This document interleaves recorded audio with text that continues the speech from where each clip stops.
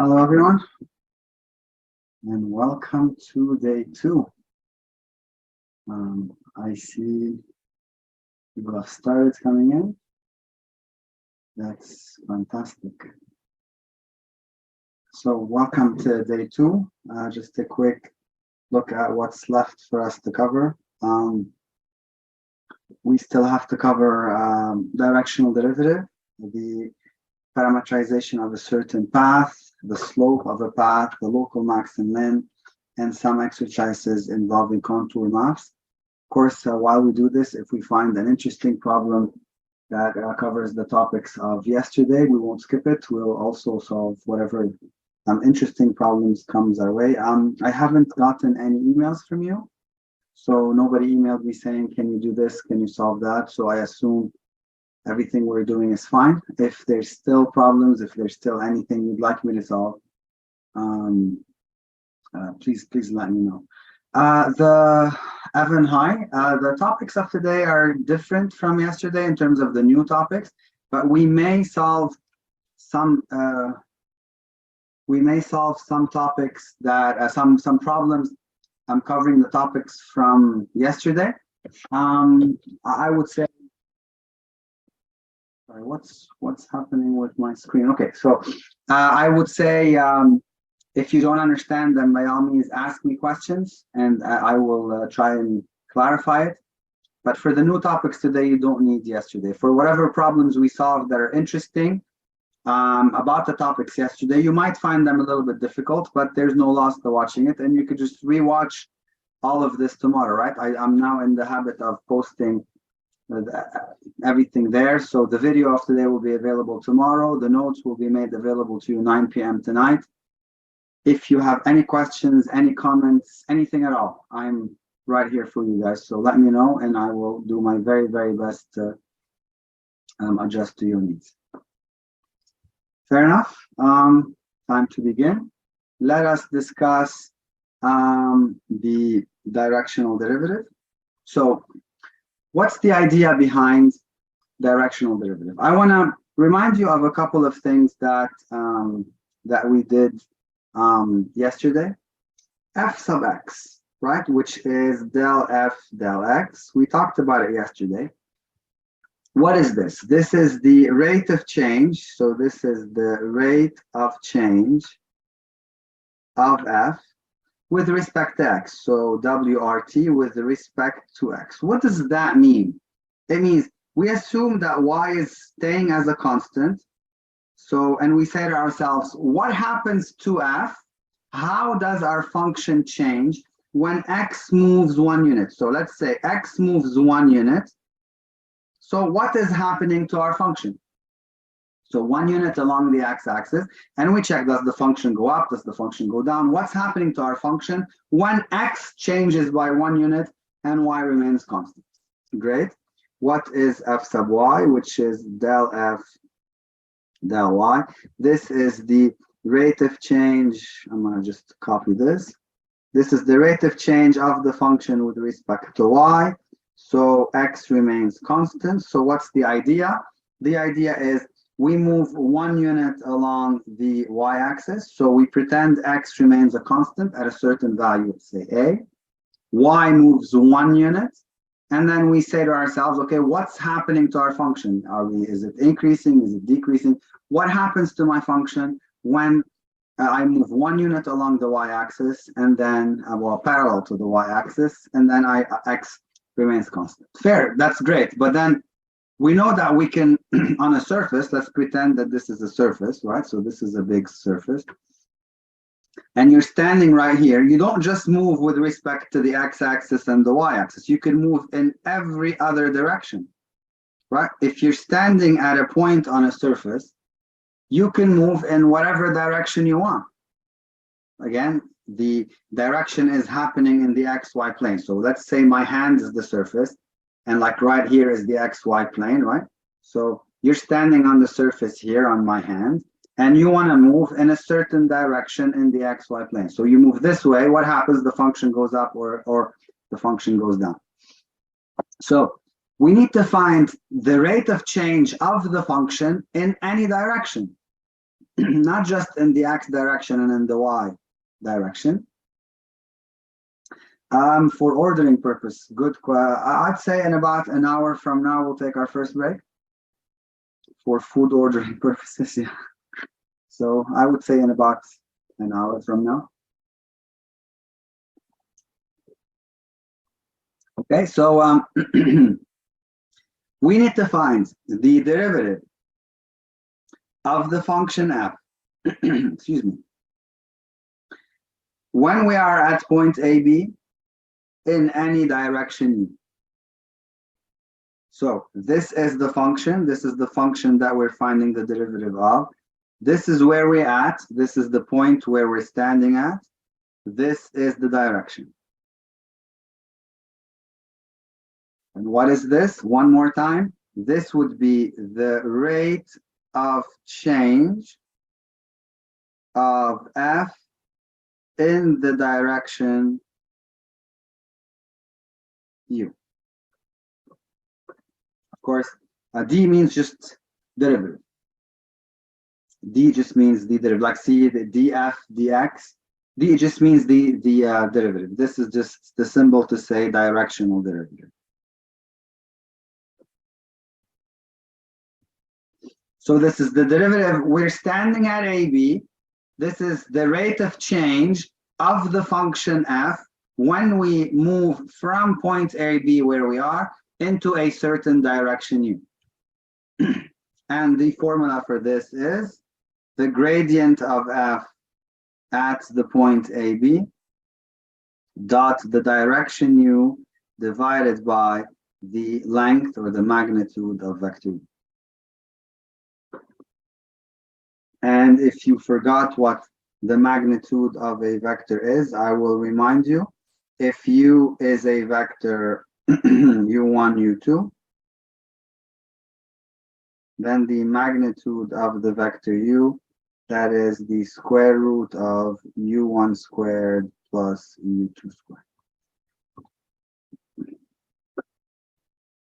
Okay, I have a couple of questions for you.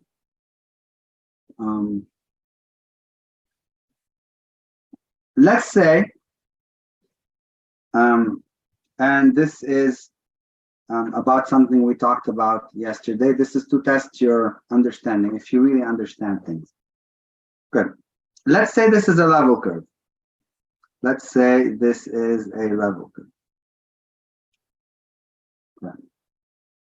We know that the gradient is always perpendicular to the level curve. So at this point, the gradient is like this.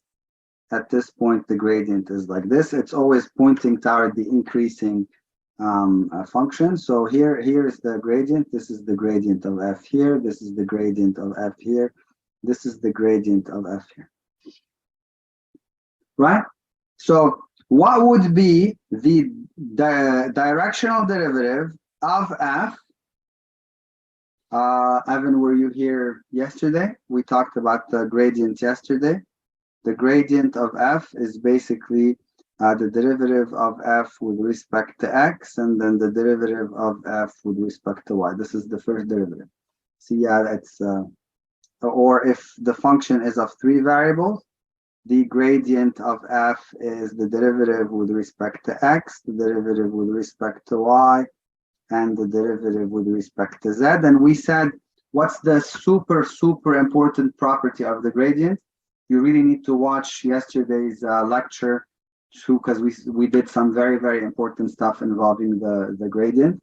I'll summarize some of them here, but I can't do all of them one shot, right? What's a very important property of the gradient? The gradient of f is always perpendicular to the level curve or surface. So whether it's a curve or a surface, the gradient of f is always perpendicular to it. So if we have a certain level curve, and what's a level curve? It's when we have a function f y x is equal to k. Again, please look at yesterday's notes or yesterday's video when it's made available. It should be made available today. Please look at it. We talk about all this there.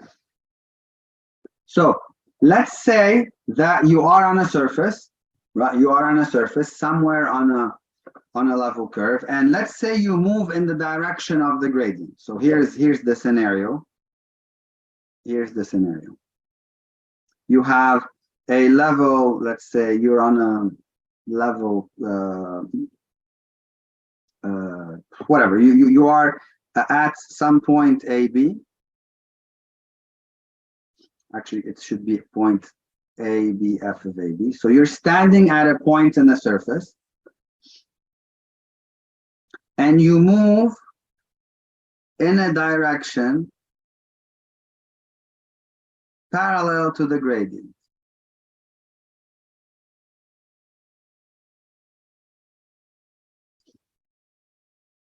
How would your function change? What is the rate of change of f? So what is the rate of change of your function if you move in a direction parallel to the gradient? So if you move in the direction of the gradient, then what happens to your function? You know that the gradient of f, I meant if you move in a direction perpendicular to the gradient. So I meant it to be easier. I'm going to say this one more time.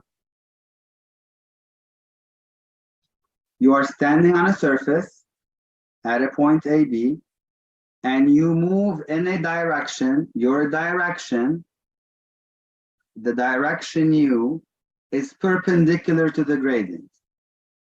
Then what's the rate of change of f? So what is the directional derivative of f when you're standing at point AB in the direction of U, and U is perpendicular to the gradient? So if you move perpendicular to the gradient, what happens? Okay, what's the definition of the directional derivative? Isn't it the gradient of f dot U divided by the magnitude of U, which we saw right here?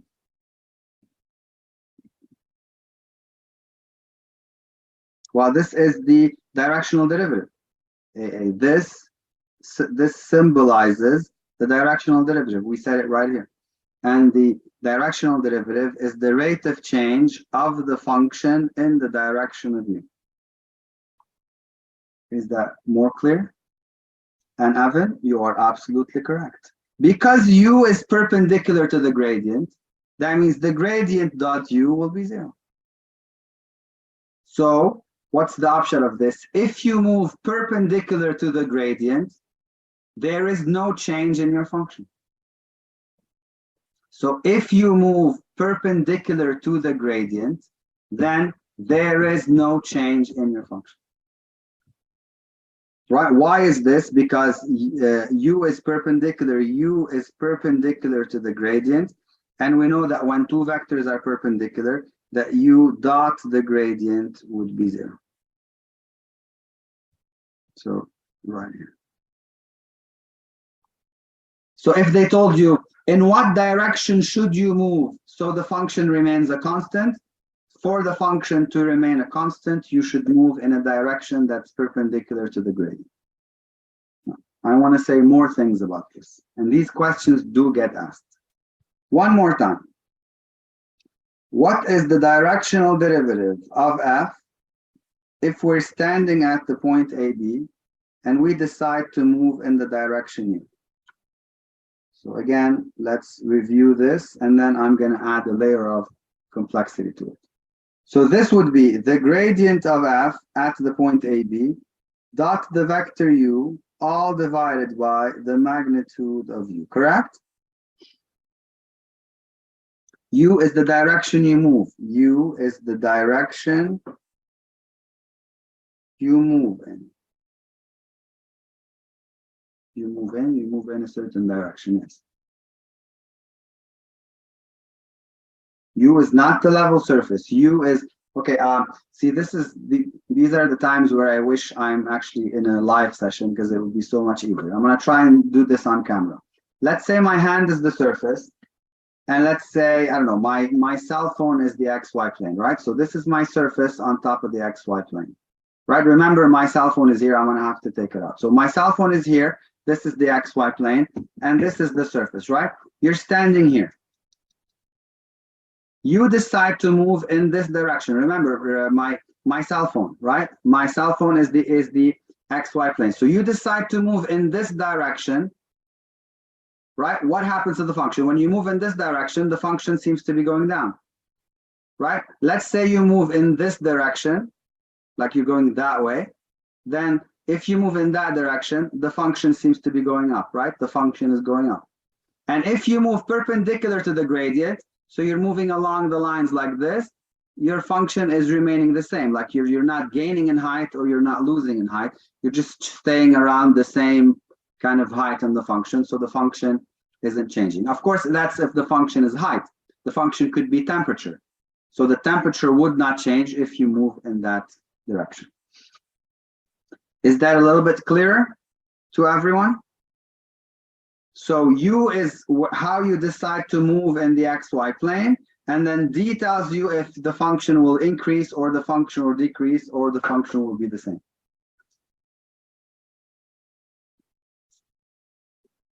Okay, you're not saying anything, so I'm going to assume it's okay. So what's the formula for the dot product? The formula for the dot product, if you remember it from linear algebra, it's the gradient of f times, the magnitude of f times the magnitude of u times cosine theta all over the length or magnitude of u. This cancels with this, so this would be the gradient of f cosine theta. And I'm just gonna come out and say it right away. So this would be maximum if cosine theta is equal to 1, so theta equals to 0. And this would be minimum if cosine theta is minus 1, so theta is equal to pi. Of course, this would be 0 if cosine theta is equal to 0. That means theta is equal to pi over 2. Let's remind ourselves, what is theta? Theta is the angle between the gradient of f and the direction you move in. U is the direction you move in. So if the angle between the gradient and the direction you move in is 0, that means if you move in the same direction of the gradient, so theta equals to 0, if you move in the same direction as the gradient, you achieve maximum rate of change. And the maximum rate of change, if cosine theta equals to 1, is the gradient of f. So if you move in the same direction of the gradient, you get maximum rate of change. Sometimes it's called maximum increase. And in this case, the maximum rate of increase is the magnitude of the gradient. These do get asked. A lot of the times they ask you this. Now, what does it mean that theta is equal to pi? See here, theta is equal to 0, means that's u, and that is the gradient. That's u, and that's the gradient. The angle between them is 0. Now, what does it mean that the angle is pi? That means that's u, the direction and you move in, and that's the gradient. So you're moving opposite to the gradient. So if you move in the opposite direction of the gradient, you are going to get the minimum rate of change, which means this is the maximum decrease, right? The smallest rate of change, so the fastest way to decrease because it's negative. and the maximum rate of decrease. So you're decreasing most rapidly. So you're decreasing like super fast, is minus the gradient of f, because cosine theta is -1. And this one we talked about, if your direction of the movement is perpendicular to the gradient. So if this is the gradient and you're moving perpendicular to the gradient, that means if you move perpendicular to the gradient, there is no rate of change. Therefore, f remains constant.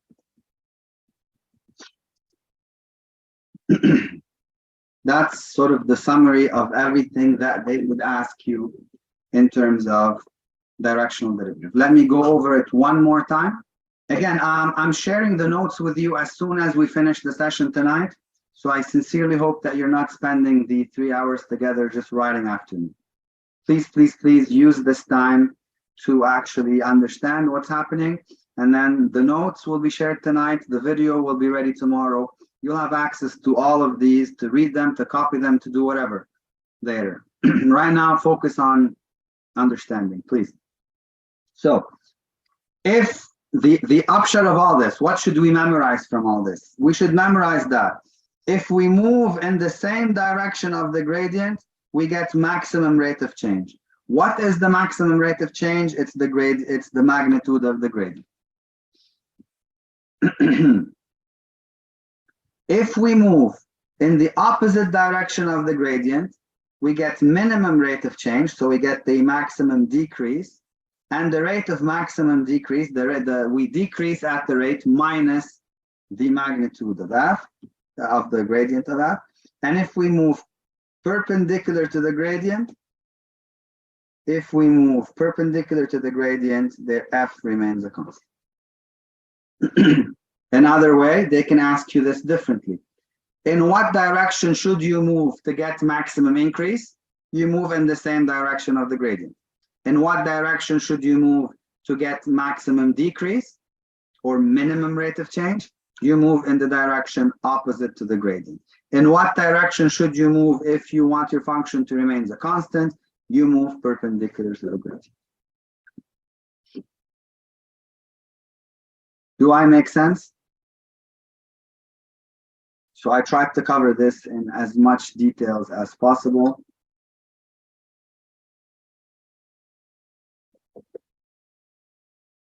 Okay, shall we try solving some questions? I think so. So let's see. Let's go back here. Let's see 2021. They must have asked them something interesting. Here we go.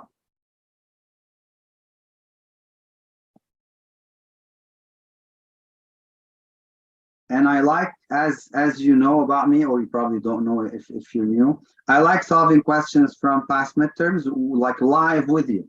I haven't solved this one before yet. I mean, I've read it. I know I can solve it.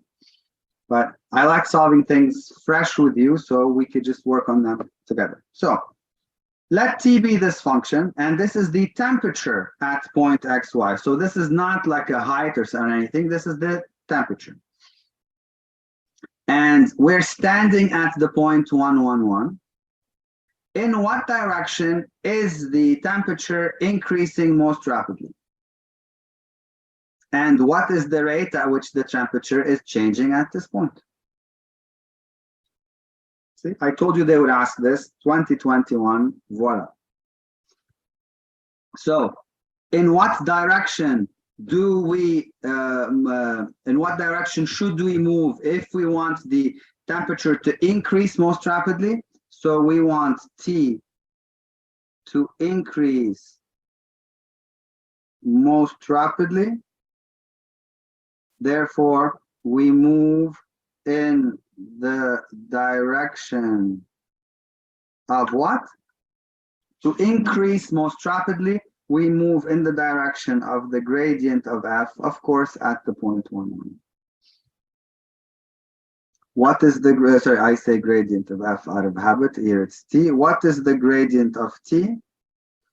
the derivative with respect to x, y plus z cubed, the derivative with respect to y, x minus 2z, the derivative with respect to z, 3x z squared minus 2y. So at 1, 1, 1, the gradient of t is equal to 2 minus 1, 1.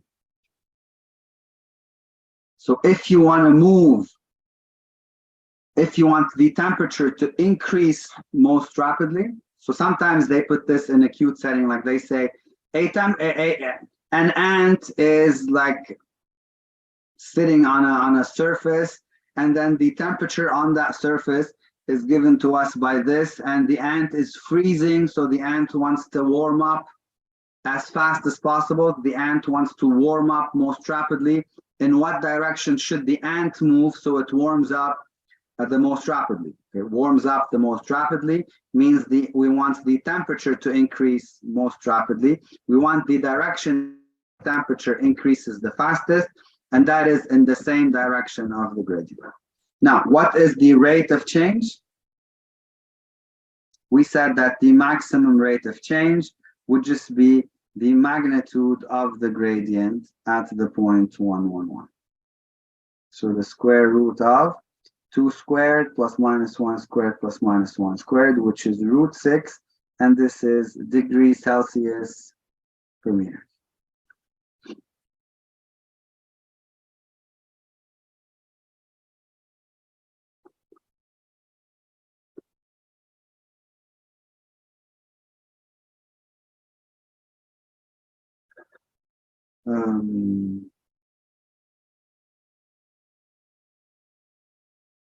With respect to y, minus 1. Yeah. So do we understand this? By the way, this came in 2021. This is a copy of the same problem that came in 2017. If you look back, I'm not going to keep doing this every time, but if you look at, do I have 17? 17 number 2. I think these are the answers. Supplement, I don't know where is it, but it's there. 2019, 2018, 2017. Here we go, something. I don't know, I lost it, but this definitely came in a previous year. So definitely, some questions are repeating themselves. So what do we have here? We have directional derivative. Great, let's pick a question from before. This one is nice. This one is not a typical, it's just not a typical question. In what direction do we increase most rapidly or decrease most rapidly or whatever? It's a different idea. The value of the gradient, I don't know what you mean, the value of the gradient, like the actual gradient itself. This is the gradient. This is the direction in which you should move to get the highest rate of change. Absolutely. So as I said it here, if you want to get maximum rate of change, if you want to achieve maximum rate of change, you need to move in the same direction as the gradient. And if you want to get minimum rate of change, or you want the function to decrease the most rapidly, you got to move opposite to the gradient. And if you want your function to remain a constant, you need to move perpendicular to the gradient. Hey guys, how am I doing so far?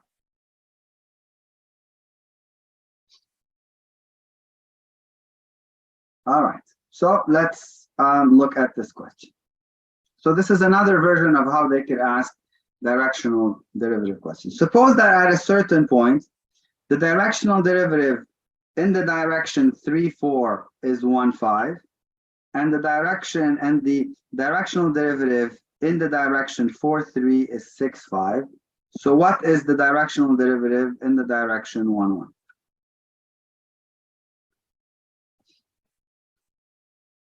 So what is it that we want? Let's start with what we want. We want the gradient of f, of course, at AB dot 1, 1 divided by the magnitude of 1, 1. So that's what we want.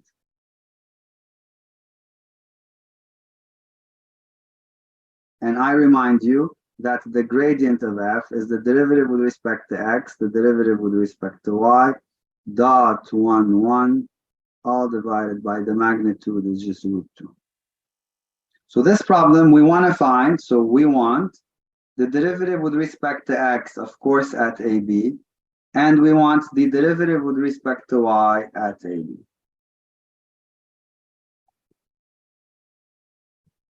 And we are given this, and we are given this.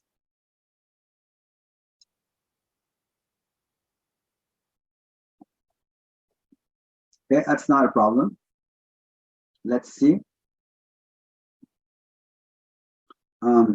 We know that from this,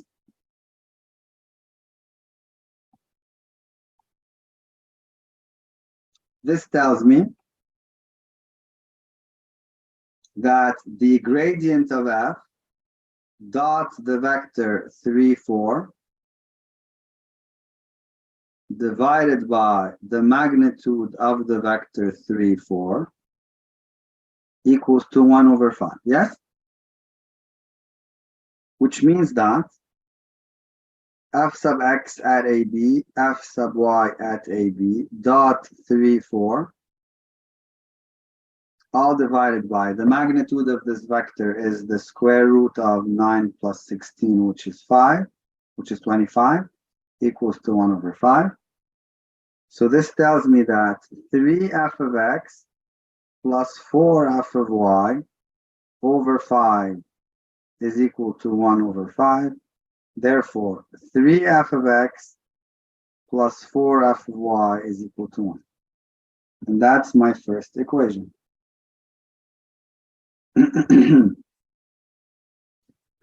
What does this tell me?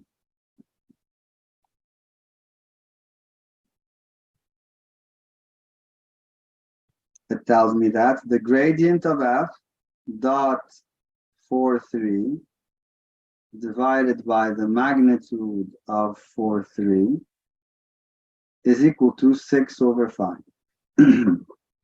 So f sub x, f sub y, dot 4, 3. This is no longer a secret. The magnitude of this is the square root of 16 plus 9, which is 5. So this is 6 over 5, which tells me that 4f sub x plus 3f sub y should be 6.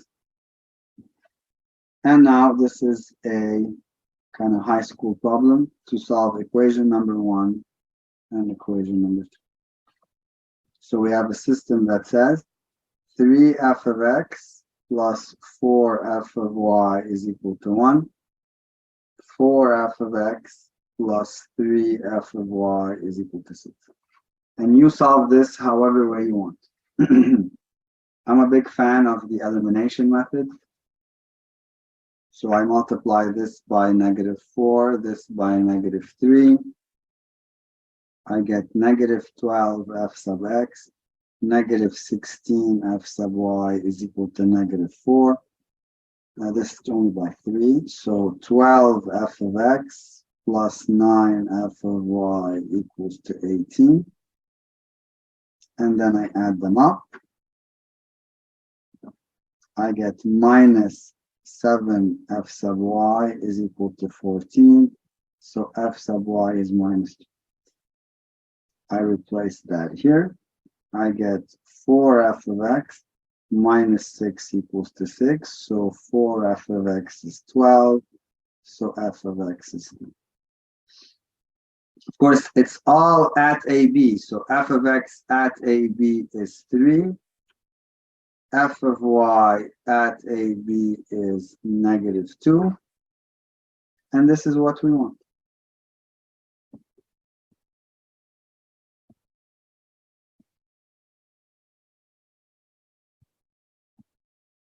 So the answer that we want would be this.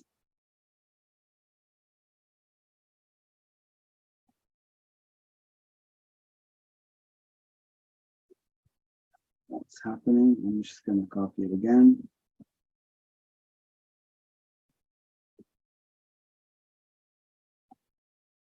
So this is equal to 3 minus 2 dot 1 all over root 2, which is 3 minus 2 over root 2, which is 1 over root 2. So that's it's an interesting question involving the directional derivative that really is not using directional derivative as much as it's using some algebra, but it's still a good question. Okay, let's look at 2020 because we did the 2021. So let's see, we did this. Let's go back here, see what kind of questions they asked us about directional derivative, linearization, approximation, velocity, equation of the tangent plane, calculate the directional derivative. So here we go. So this is from 2020.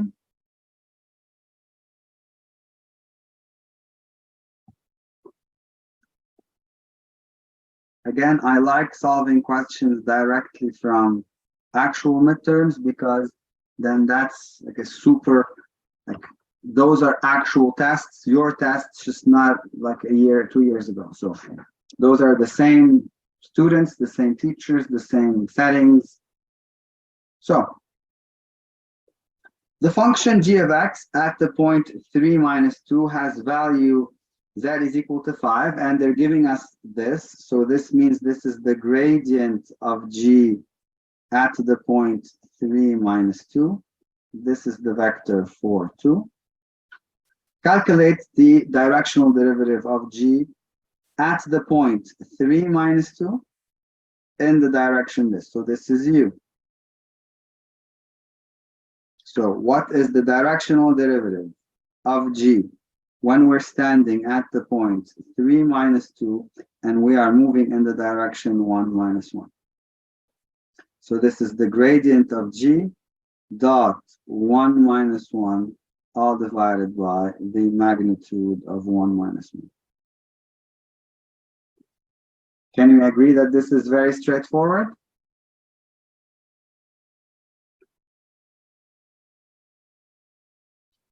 So the gradient of g is 4, 2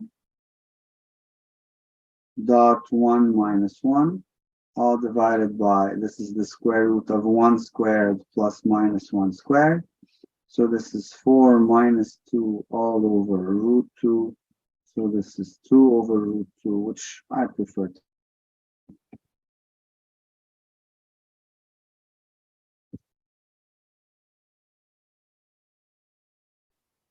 Okay, let me see, was there anything else?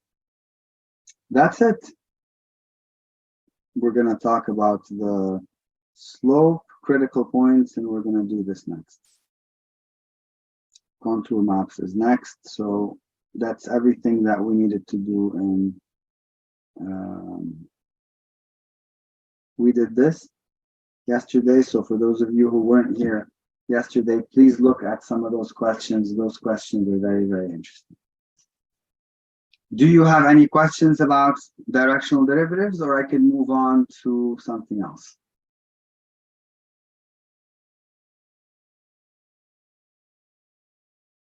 Okay, so I want to discuss now the idea of finding a path. This is something that we usually do in 171, but I still want to remind you of it in here, because maybe you get a question that's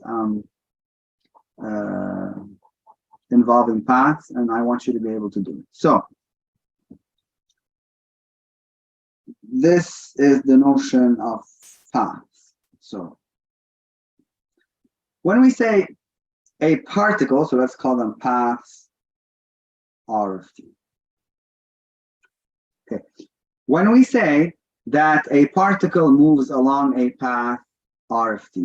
That basically means that R of t is the position x at some time t, the position y at some time t, and if it's in 3D, the position z at times t. So we need to find x as a function of t, y as a function of t, z as a function of t, satisfying whatever conditions they tell us about the path. I'll give you an example in 1 second. I remind you of something that we've done in APSC 171 for sure, the circular path. So the circular path. Now we don't do it here in as much details and annoyance as APSC 171. Here we just need to know that if we have a particle that's moving along a circle centered at 0, 0, and it has radius r. So if this is the path of our particle, if our particle is moving around in a circle, that means x is equal to r cosine t and y is equal to r sine t. Of course, this all comes from the idea that in a circle, x squared plus y squared is equal to r squared. Right, so here if you took x squared and then plus y squared, you would get cosine squared plus sine squared, which is 1, so you're left with r squared. Right, of course, I don't think I need to remind you of this, but cosine squared theta plus sine squared theta is equal to 1 for any theta. Great, let me give you an example about parametrizing paths. So let's say you say, they give you that the path is the intersection of, let's say, the surface x squared plus y squared is equal to 4, which is a cylinder, and I don't know, 2x plus y minus z is equal to 3, which is a plane. So this is a cylinder, and it's going to intersect a plane, and then the path is the intersection of that cylinder with the plane. So basically, you have a cylinder, that infinite cylinder, right?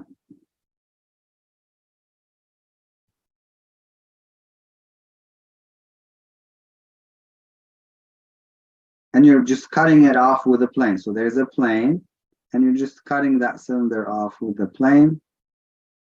I don't know how to draw better than this. So you're going to get like a certain path right here.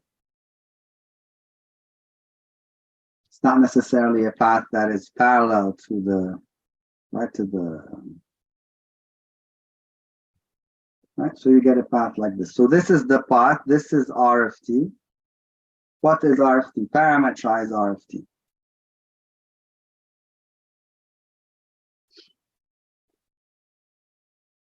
So how do we do this? Well, there's no sort of like one way to do this. You have to get inspired of whatever like whatever they give you, whatever the equations of the surfaces that they give you. Now, because I see x squared plus y squared is equal to 4, I'm right away tempted to say x is equal to 2 cosine t and y is equal to 2 sine t. This is what we talked about right here. But then if I have x and y, I could take those and plug them in here, and I could solve for z. So z is basically 2x plus y minus 3. So 4 cosine t plus 2 sine t minus 3. And here you go, you have gotten your path. R of t is x of t, which is 2 cosine t, y of t, which is 2 sine t, and z, which is 4 cosine of t plus 2 sine of t minus 3.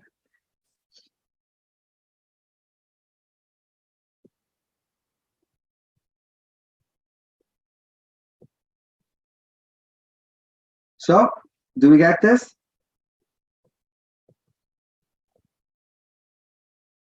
Okay, here's a slightly harder question. I wonder where is that from?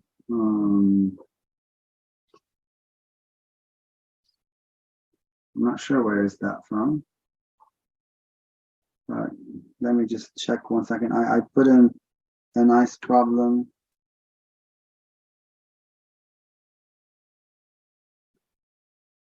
Yeah, so that's not it. Okay, I'll just write it down. I don't know where the source of this problem is, but this is from a past midterm.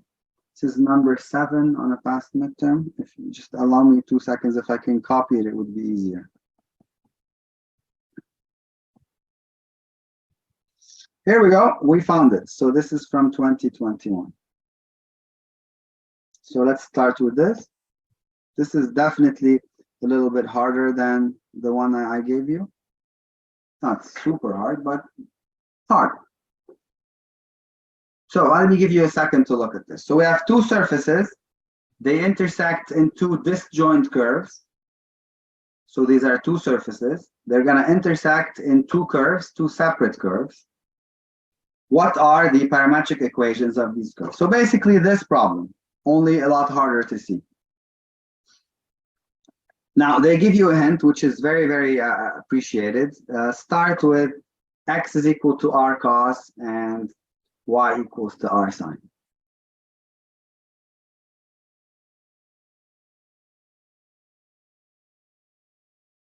Well, let me give you 30 more seconds.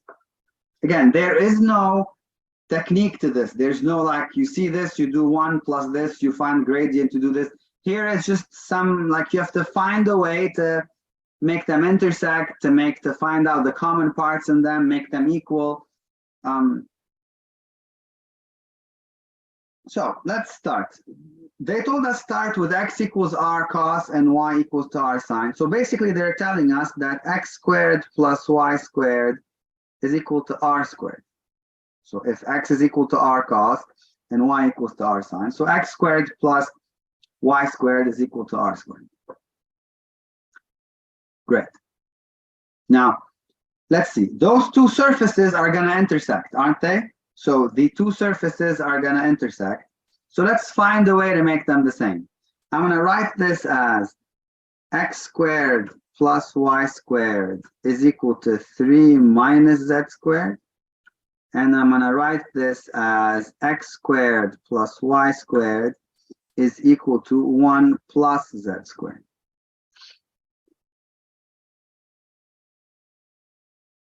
And because these curves will intersect, so because I am finding an intersection,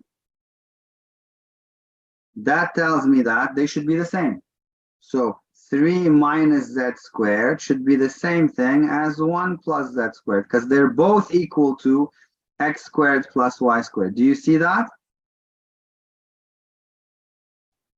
See, they're both equal to x squared plus y squared, and we're finding the curves of intersection, and therefore those two should be the same. So that tells me that 2z squared is equal to 2. So z squared is equal to 1. So we're going to get two solutions. Either z is equal to 1 or z is equal to minus 1. Great. But either way, when you take this and you replace it here, either way, you will get x squared plus y squared is equal to 2. Therefore, x is equal to root 2 cosine t, and y is equal to root 2 sine t. Again, by the idea that if x squared plus y squared is equal to r squared, then x is r cos and y equals to r sine. So the two curves are, the first one is when x is equal to root 2 cosine, y is equal to root 2 sine, and z is equal to 1. And the other curve is when you have root 2 cosine, root 2 sine, and z is equal to minus 1. So this is the curve R1, and this is the curve R2. Again, this is a little bit harder than the previous one.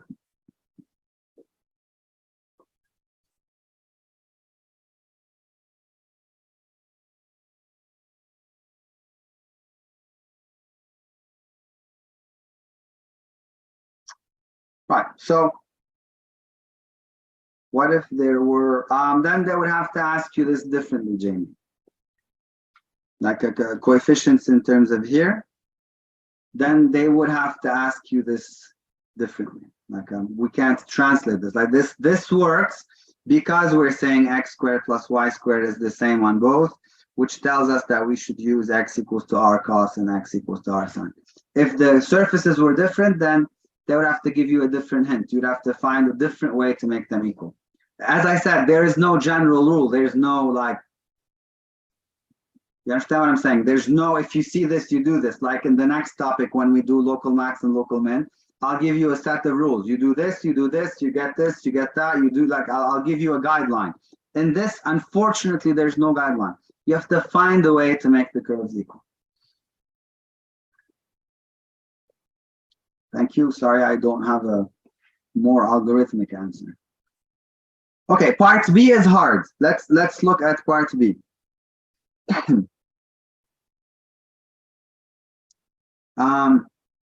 Obtain an equation for the tangent. This is hard.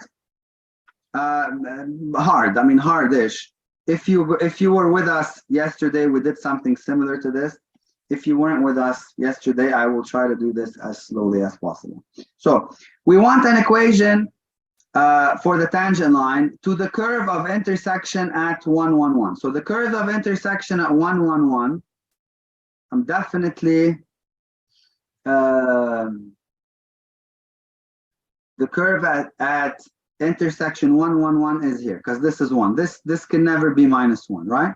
So now we are working with R1 of t equals to root 2 cos t, root 2 sine t, and 1.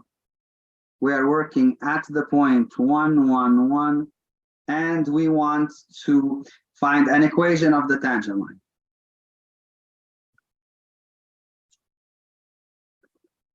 So, to any path r of t, to any path r of t, at any moment, if we're looking at a tangent, the tangent would have direction r prime of t.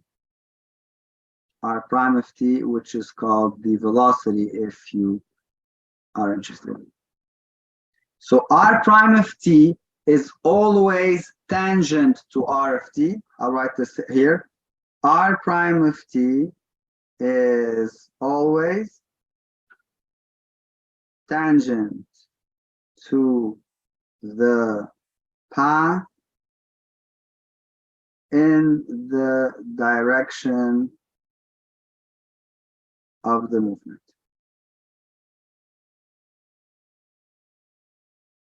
This is a general truth forever and ever. Now, what is the equation of a line? So how do we write the equation of a line in general? We do direction times t plus point. Do you remember this from 171? Remember the Care Bear problem? Remember those? When we did this, the Care Bear is sending a hog, I don't know where. So we had to do tangents, and the equation of a tangent from 171 is the direction vector times the parameter t plus the point we're at. So the direction is, we have it, it's r prime. So r1 prime is equal to minus root 2 sine, root 2 cosine, and then 0. Now what is t? What t gives me the point 1, 1, 1?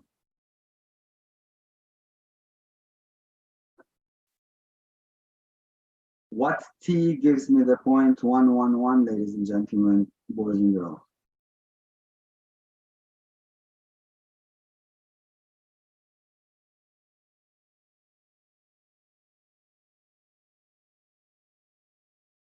There is no t, exactly. So that's 1. So that's good. The 1 is 1, so we were good, Jamie.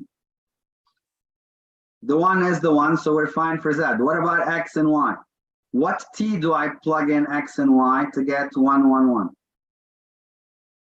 look, it's not as difficult as you think. Whatever t produces 1 over root 2, so that's pi over 4, Evan. Right? So you want cosine of t to be 1 over root 2. So t is equal to pi over 4. And luckily, that gives you also sine t equals to 1 over root 2. So t is equal to pi over 4. Good call, Evan. Whatever t, that gives you root 2 times cosine t is equal to 1. So when I take t equals to 4 and I plug it in here, I'm going to get the direction to be minus root 2 times 1 over root 2, root 2 times 1 over root 2, and then 0. So the direction is minus 1, 1, 0. The point is 1, 1, 1. Therefore, the tangent line is minus 1, 1, 0 t plus 1, 1, 1. So this is x, y, z. The next one is a little bit harder. And the next one, we did something like it yesterday. So if you watch yesterday's videos, or if you were there, you'll recognize what I'm saying. I'm going to do it again today because it's such an interesting thing. And then for those of you who were not here.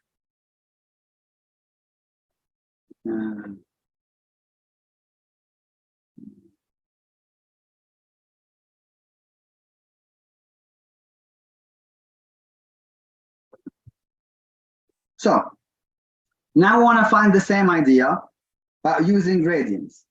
So I'm going to copy the surfaces.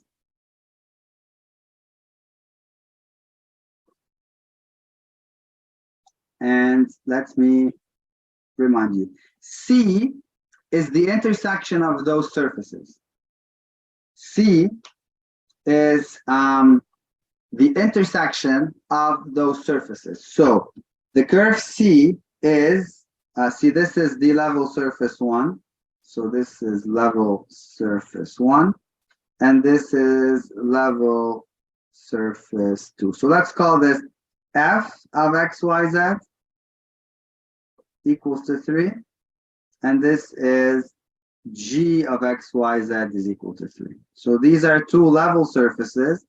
And the curve C is the intersection of those. We did this yesterday. Please review yesterday's notes also. And C belongs to both. So the gradient of f, right? The gradient of f would be perpendicular to C. Exactly, very good. The gradient of G, very good, AA. The gradient of G is also perpendicular to C, because C is in both surfaces, and the gradient is perpendicular to the surface. Therefore, the direction of C is parallel to the gradient of F cross the gradient of G. Because C is perpendicular to both gradients, therefore C is parallel to their cross product. So the direction of F, the gradient of F, excuse me, is 2x, 2y, 2z. So at 1, 1, 1, we have the vector 2, 2, 2. The gradient of G is 2x, 2y, minus 2z. At the point 1, 1, 1, we're going to get the vector 2, 2, minus 2. Let's do the cross product. Again, if you don't know how to do the cross product, please review yesterday's session. We did this in details. So plus and then cancel this. This is minus 4, which is minus 8. Then minus, cancel this, minus 4, which is minus 8, and a minus plus 8, and then 0. So we can use the direction as, of course, minus 1, 1, 0. We don't need to do 8 times. It's a direction. And the point is 1, 1, 1. Therefore, the tangent to C has equation minus 1, 1, 0 t plus 1, 1, 1. Is it the same?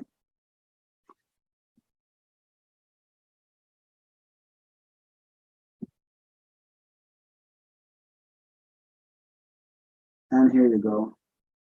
That's why math is fun, because however you do things, you end up with the same answer. Because the gradient of f is perpendicular to the level surface. We said this, Evan, yesterday. Anytime when you take the gradient of f, this is perpendicular to the level surface. F is equal to a constant. And perpendicular to anywhere. And the gradient of g is perpendicular to the level surface. G is equal to a constant. So basically, C is the intersection of the surfaces. So C is in both level surfaces because it's the intersection of the surfaces. So if C is in both, right? If C is in both, that means the gradient of F is perpendicular to C, the gradient of G is perpendicular to C, and therefore C is parallel to their cross product. Because the cross product, again, this is a vector that is perpendicular to both the gradient of F and the gradient of G. And I simplified the cross product, the cross product simply because it's a direction. Like if your line is in this direction, or in this direction, or in this direction, or in this direction, wouldn't it be the same line? So why not use more load than you can carry, right? So just simplify it, give it the simplest possible form. Evan, do you follow my explanation?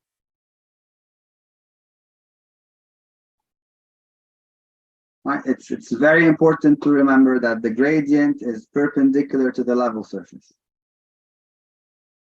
This is a level surface. The level surface is when you set the function equal to a constant. This is the part where you really should watch yesterday's notes, right? The level surface is when you set a function f of x, y, z equals to a constant. That's how you get what we call a level surface. The function of x, y, z equals to a constant. The level surface is f is equal to a constant and g is equal to a constant. In this case, 3 and 1.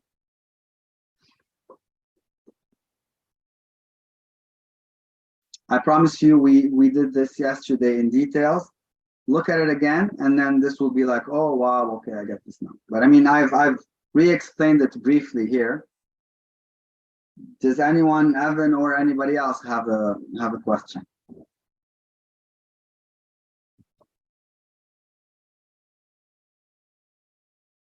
Series is not covered because I don't think it's on the midterm.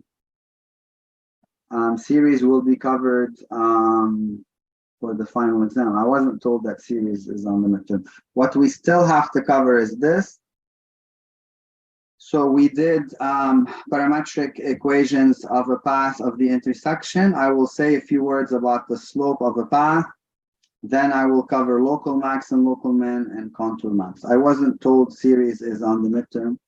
I was told weeks 1 to 5 or 1 to 4. I forgot the number of the weeks, but you can double check. Yeah, series are not on the midterm. I'm actually pretty sure. We are gonna cover global maximum. I'm gonna do local max and min, and then some problems that maybe have a global max and min. Sure. We're gonna cover local max and min for sure. And there's a couple of problems that they asked before where they say, give me the global max, like on a certain path. I will definitely talk about those. Is this okay? Shall we do one slightly harder problem also before we take a break? Something that's a little bit challenging. This is number 6, I think, 2021 also. Here we go.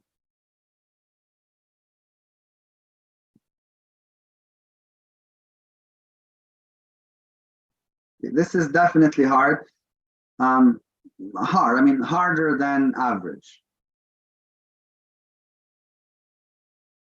Find the shortest distance between the paraboloid and the plane. Please, please, please, please, please focus, because this is definitely next level. This is a little bit harder than average.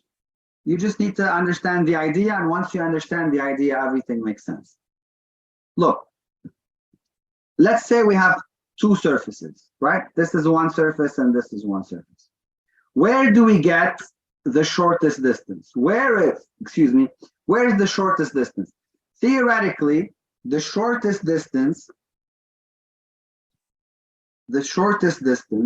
is the common perpendicular. Think about it. You achieve the shortest distance when you find that segment line that is perpendicular to both. You can see it, or you can convince yourself of it, or you can just take my word for it. Common perpendicular is when we achieve the, I don't want the gradient vector to be the same, but you're very, very close, Evan. I want the gradient vector to be parallel, right? And then if they're parallel, and then I move to have like a common perpendicular, that means they are just the same. So technically the same, or just a multiple of it, right? So what I want is, I have a plane. So let's say this is the plane. I have a gradient vector to the plane, which is like a vector like this. And I have like a certain surface right here. So, right, at every point of the surface, the gradient is perpendicular to the surface. At every point, the gradient is perpendicular to the surface. I am looking for the point where the gradient will be parallel, sort of parallel to the gradient of the plane, and that would be my shortest distance. Right? So I am looking for the value of t. Let me do this differently. I'm looking for a value of t where the gradient at this point, let's make this a level surface, 2x squared plus y squared plus z is equal to 1. So let's call this f of x, y, z is equal to 1. And let's call this g of x, y, z is equal to 4.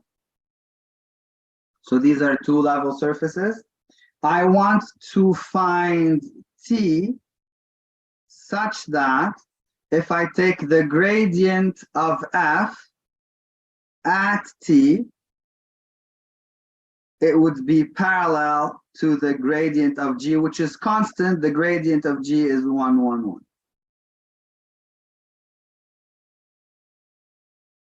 Again, once I achieve that the gradient of f is perpendicular to the gradient of g, it's parallel to the gradient of g, then I've achieved the common perpendicular, and that would be my shortest distance. Wherever this crosses here, that would be my shortest distance. Of course, not the gradient. The gradient isn't going here. The gradient could just be as short as this. Like the gradient could be just this. I would need to find an actual distance from here to here. Absolutely. Think about it, Jamie. Think about it. Try and like do a concave surface and put like a flat surface next to it. The closest point is when you achieve the common perpendicular. There's actually a way to do this in mathematics, but you don't actually cover it in this course, so we're not going to talk about it. So there's a proof in math based on this. So what is the gradient of f? By the way, do you understand this? Can I take it from here? Are we okay with the description that I gave? Everybody's okay? So the gradient of f is 4x, 2y, and then 1. And we want this to be parallel to 1, 1, 1. Now, parallel means proportional, means 4x over 1 is equal to 2y over 1 is equal to 1 over 1. Right? Parallel means the vectors are proportional. Means one of them is a multiple of the other. One of them is a scalar multiple of the other. And that tells you that x is equal to 1 over 4, y is equal to 1/2. So what's z? Of course, we're going to take those and we're going to plug them in the equation of the, of the paraboloid, because we want to get z. So z is equal to 1 minus 2 times x squared, 1 over 16, minus y squared, which is 1 over 4. What a horrible number. So 1 minus 1 over 8 minus 1 over 4. So 1 minus, this is 2 over 8, 3 over 8, 5 over 8. Well, if you take this 7, 4x is equal to 1, then x is 1/4, and 2y is equal to 1, then y is equal to 1/2. Do you see that?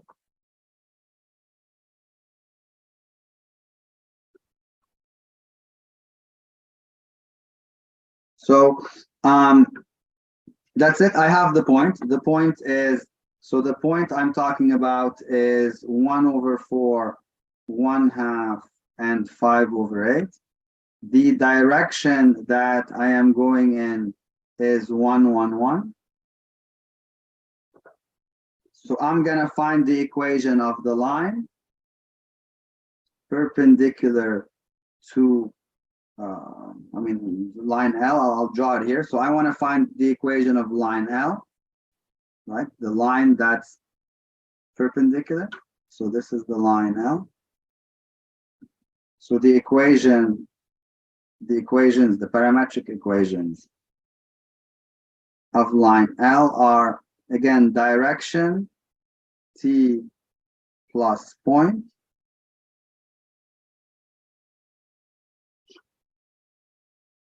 so this would be my x, y, z, and I want to find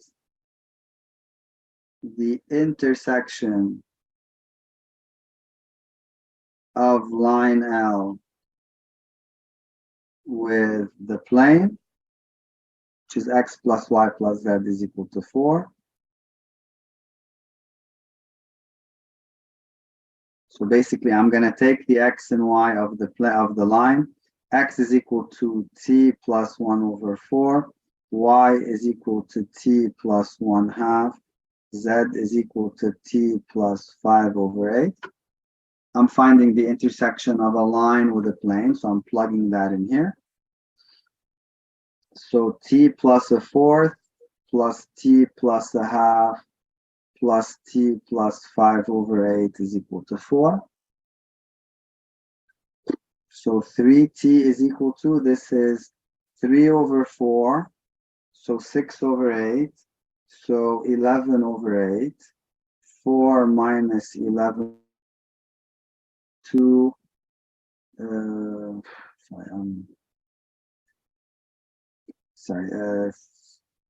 over 4, 3 over 4, 6 over 8, 11 over 8, 4 minus 11 over 8, so 32 minus 11, that's 21 over 8. So t is equal to 7 over 8. You bring that back in here.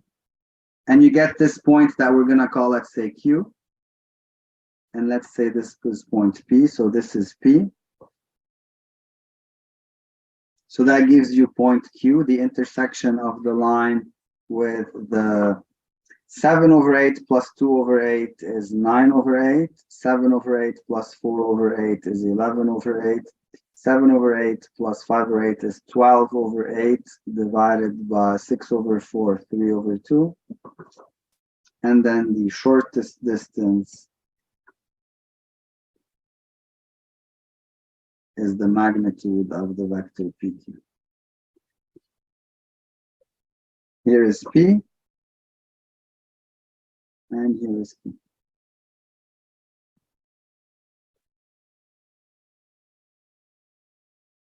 Q is this point right here. Q is where the line L intersects the plane, right? Because I want to find what's the shortest distance. So from what point on the surface to what point on the plane.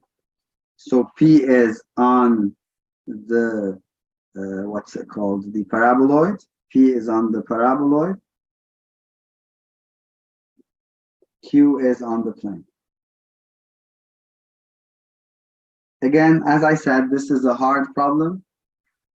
Absolutely. Q is the point on the plane where the line intersects the plane. P is on the surface, right, Evan? P is on the surface. This is how we found P on the surface. P is on the paraboloid. P is right here. Q is on the plane. Q is when the line L, Q is where the line L intersects plane P. Again, guys, don't hate me for this. Like, I didn't invent this question. I'm just trying my best to explain a difficult question to you, right? So this was asked on a past midterm, so I figured you would want to know about it.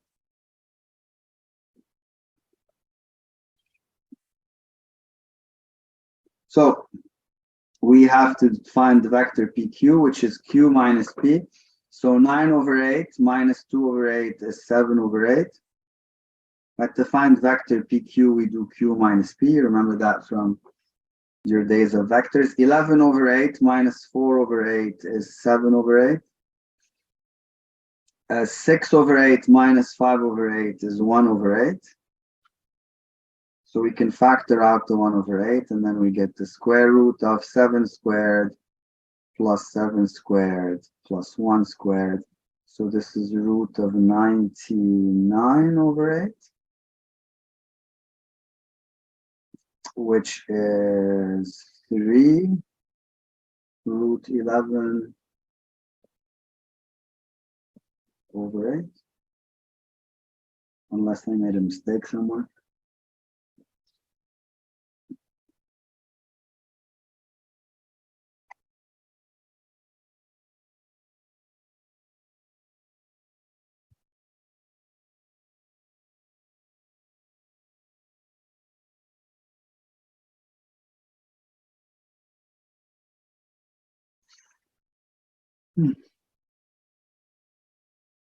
So, questions, comments, movie reviews.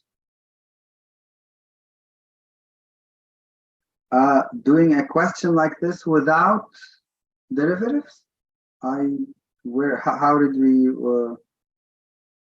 I didn't do derivatives here. Right, yeah, I can just factor any positive constant out of a magnitude, Evan. Right, out of a magnitude, I can factor out any positive constants. And AA, I don't know, I didn't use derivatives here. You can send me the, the gradient, 3/2 minus 5/8 is 12. Oh, this is another 7/8. Yeah, sorry, I made the calculation error. Thank you. So this is 7/8 and then root 111. Sorry. It's a calculation error, but you understand I'm human, right? So this is 7/8. Thank you, Evan. A gradient is a derivative, yes. I thought as in derivatives and maximization and stuff. I don't know. You would need to use other techniques. I'm not sure how. I mean, you can barely do it this way. So if you want to show me the assignment, I will gladly maybe try and tell you. But this is how we use it in this case. And again, the whole idea behind this is that the shortest distance is the common perpendicular. Take your time, look at this, and tell me if you have any questions at all.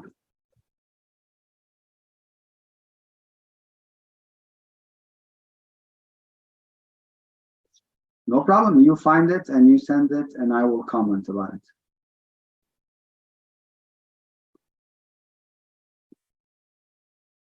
Okay, so the logic bit here is say, I'll write this as a note for you.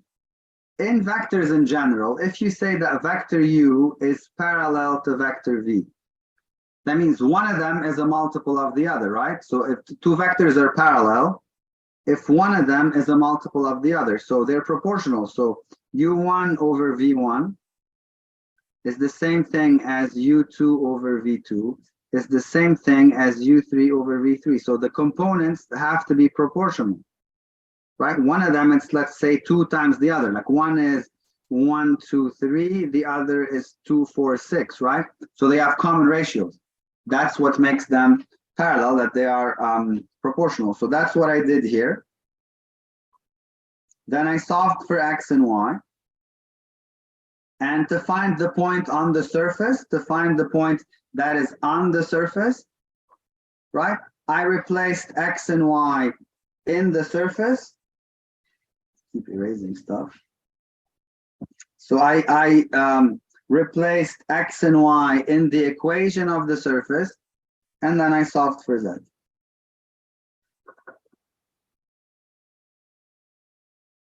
So that gave me the point that would be on the surface.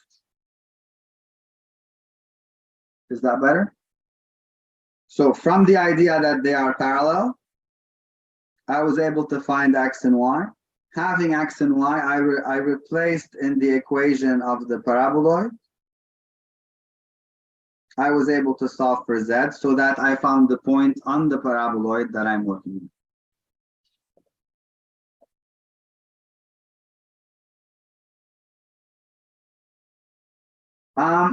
Look, you know that if the vector 1, 1, 1, are the vectors 1, 1, 1, 2, 2, 3 parallel, Evan? Are they parallel? They're not parallel because that's not 2, 2, 2, right? For them to be parallel, you need to have 2, 2, 2. So this over this is this over this is this over this, right? So they need to be proportional to be parallel. That's a common truth about vectors, right? So you get used to it after a while. Parallel means proportional, perpendicular means dot product equals to 0. Any other questions? Right, so I think we've passed the time for a break. So shall we take our first break? And I'm going to ask you, please, please, please, please, to do the evaluations, guys, on this break. Usually people who think I'm doing a terrible job will run to the evals and they'll just, fill them with nice things. And it's their right, and I get it. But just, I'm hoping that both the people who think I'm doing a job and those who think I'm not doing a job, hopefully none, but all of you could just take a moment and fill the evals. Right now it is 6:54. If we take a 15 minutes, that's 6:59, 7:09. So let us be back in 15 minutes and then we will continue. Next topic is the local max and min. So next topic at hand is the local max and min. Thank you very, very much, and I shall see you in 15 minutes. And for everyone looking for the eval, to access that, I just threw it in the chat. It's a link. It'll just take you a minute or two to fill in, but we'll really appreciate if you fill that in and give us your feedback. Enjoy your break.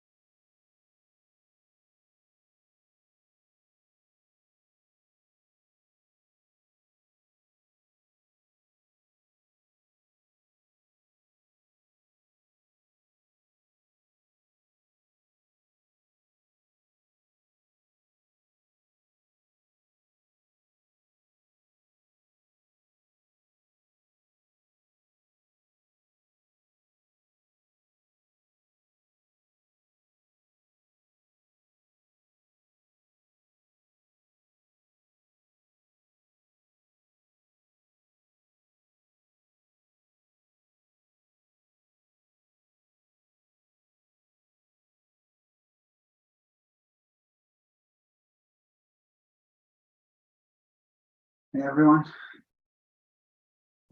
back. So let's talk about the local max and min of a function of multiple variables. New topic. So let's see, local max and min and blue line. So what's the scenario? This is very simple. This is very algorithmic. The idea is you are given f of xy, so you are given a function of two variables. You are asked to find the local max and the local min, and in some cases, very particular cases, to find the absolute max and min. I'll show you an example of absolute max and min at the end of this, once we also do contour maps.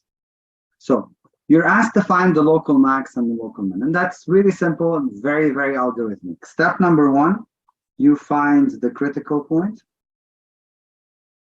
Critical points, I should say, not just one point. And how do you find critical points? By setting f sub x equals to 0 and f sub y equals to 0. So you solve f sub x equals to 0 and f sub y equals to 0. Then you find four quantities.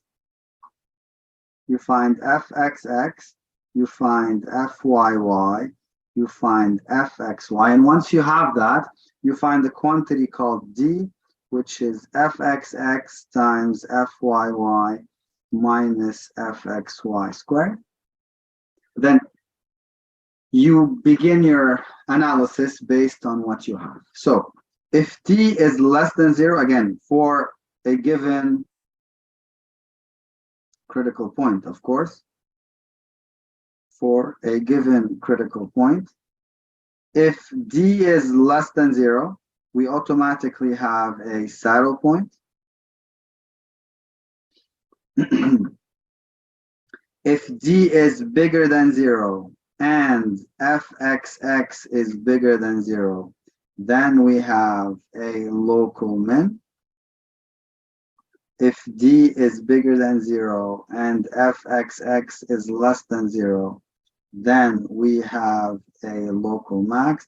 And there's the very, very, the very weird case where d is equal to 0 and the test is inconclusive.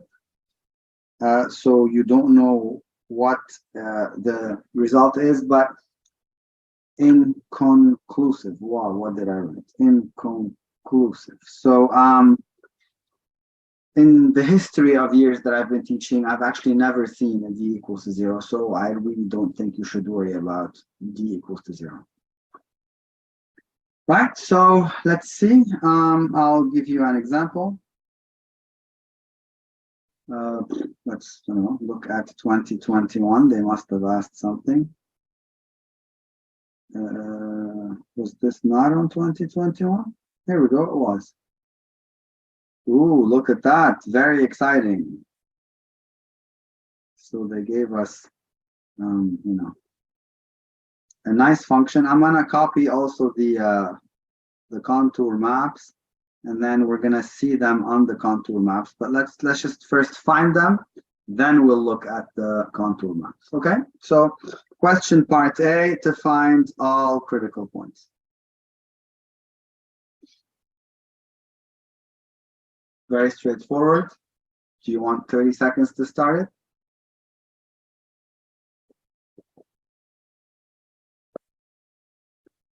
So f sub x is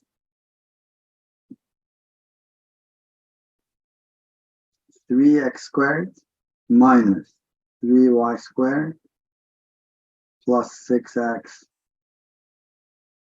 plus 12y minus 21. It's one big f sub x, and we want this to equal to 0. So let's see what f sub y is going to offer us.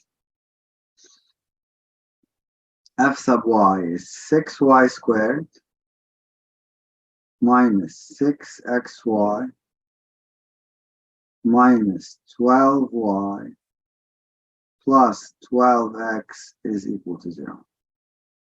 Holy moly guacamole. This is, where do we go from here? We started right away with a difficult example, but that's fine. I'm sure you've practiced this before. So let's consider this. Let's continue with f sub y equals to 0. I notice a way to factor it. So I can factor a 6y here. That'll leave me with y minus x here. And if I factor 12 here, minus 12 here, I also get y minus x here. So that's my way out. I was able to factor it. So now I can factor a 6 and a y minus x. That'll give me y minus 2 equals to 0. So there's two ways out. Either y is equal to x or y is equal to 2. So if I call this equation 1,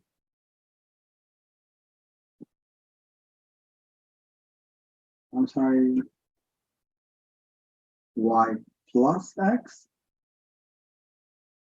Why would it be y plus x? Evan, I'm not following. So either y minus x equals to 0, so y equals to x, or y equals to 2. No, because when you multiply minus times minus, you get the plus that you have here.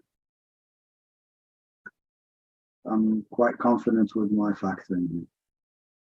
Right? You need, when you multiply the minus by the minus, when you expand it, that's how you get the plus right here. Right? Think about it. That's minus 12y plus 12x. Right? So this is equation 1, this is equation 2. So we're going to take y equals to x and we're going to replace it in equation 1. That'll be 3x squared minus 3x squared plus 6x plus 12x minus 21 equals to 0. So that's 18x minus 21 equals to 0. So x is equal to 21 over 18, so 7 over 6. So if x is equal to 7 over 6, then y is also equal to 7 over 6. So that's my first critical point. If I take y is equal to 2 and I replace it in equation 1, that'll give me 3x squared minus 12 plus 6x plus 24 minus 21 equals to 0. So 3x squared plus 6x. 24 minus 21 is 3. 3, so minus 9 equals to 0. So 3 times x squared plus 2x minus 3 equals to 0. So 3 times x plus 3, x minus 1 equals to 0, which gives me either x is equal to minus 3 or x equals to 1. Don't forget that y is equal to 2, so that's another critical point. And y is equal to 2, so that's another critical point. So we have 3 critical points. 7 over 6, 7 over 6, minus 3, 2, 1, 2. It's a lot of algebra, but I think, with a little bit of practice, you'll be able to be very, very good at this. Now, for fun, before I classify them, because obviously they're going to ask us to classify them. So I'm going to copy this table because it's very useful. But before I copy this, before I actually, just delete it for now. Before I do this, I want it to look here. I'm going to copy this. And I want to see if it makes sense on the graph, the points that I have. Right? Because these are contour maps. Does it make sense, the points that I got? Just for fun. And I know some of you might think that this is not fun at all. It kind of is. So does it make sense on my graph that these are the points I got? So where is the first point? 7 over 6, 7 over 6. So a little bit more than 1, a little bit more than 1. So here. That makes sense. Level curves go away from it. So it seems like it's a local max or a local min, because it's the middle of something, right? It's in the middle of some level curves. So either the level curves will increase, like this is 1, 2, 3, 4, or the level curves, the curves will decrease, like -1, -2, -3. Either way, this seems to be like in the middle of something. So this is then local max or local min.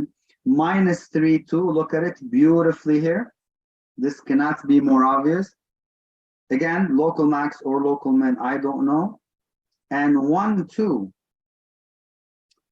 here, also somewhere, like, I don't know, that seems bizarre that we have 2 points so close to each other. It could be, we'll see.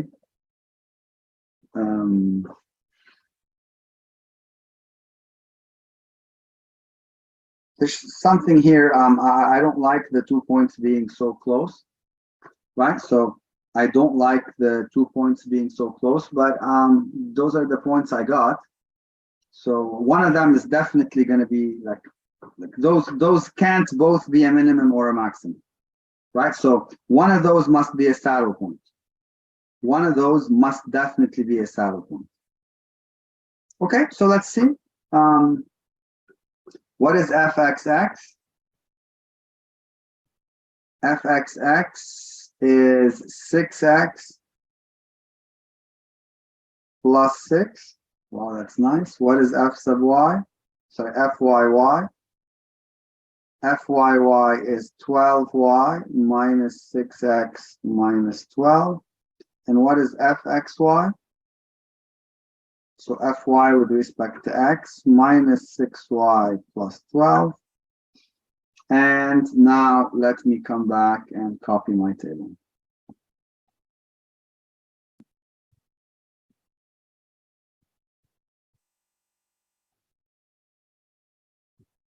So x is 7/6, y is 7/6, x is -3, y is 2, x is 1, y is 2.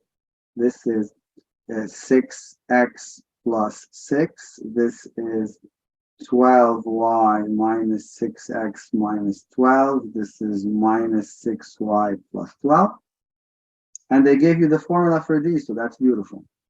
So 6x plus 6, that would be 7 plus 6 is 13.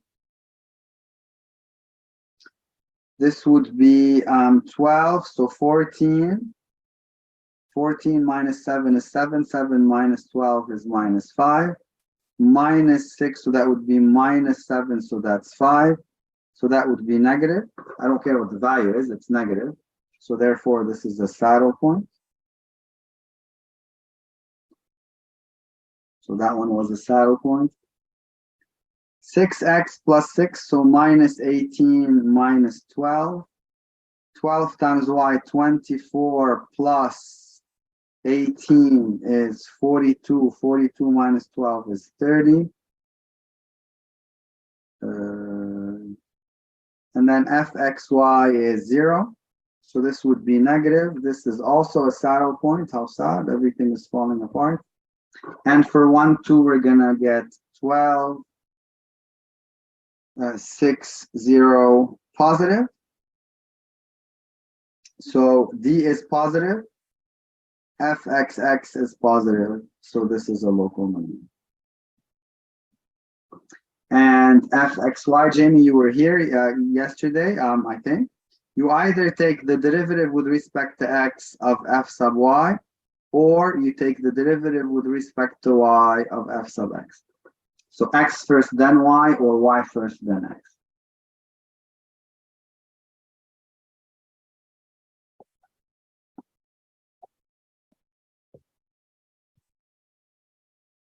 And that's it. You see, it's very straightforward.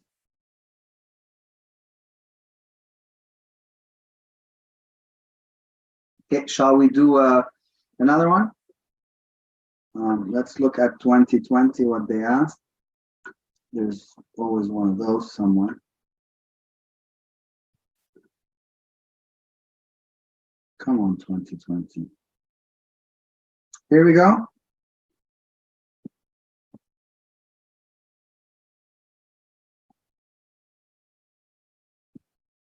Here's 2020.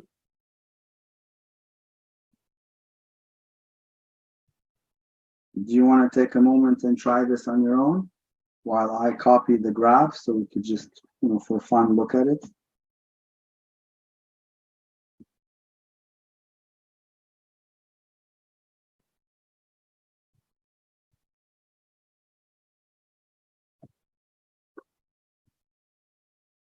Go ahead.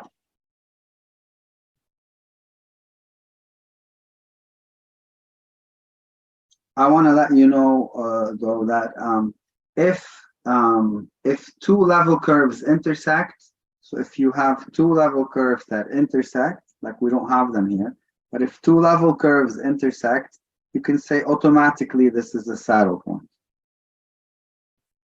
Automatically, this is a saddle point. This is a trick that is useful. If two level curves intersect, then what they intersect in would definitely be a saddle point.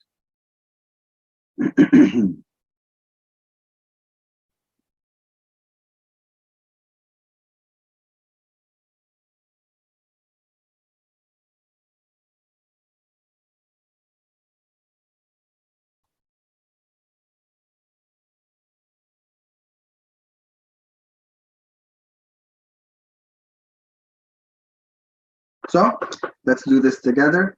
F sub x is equal to 6x minus 3x squared, and we want this equal to 0. F sub y is equal to 2 minus 4y, and we want this equal to 0. So here we can factor 3x. That will give me 2 minus x equals to 0. So either x is 3 or x is 2. Here we have y is equal to 100.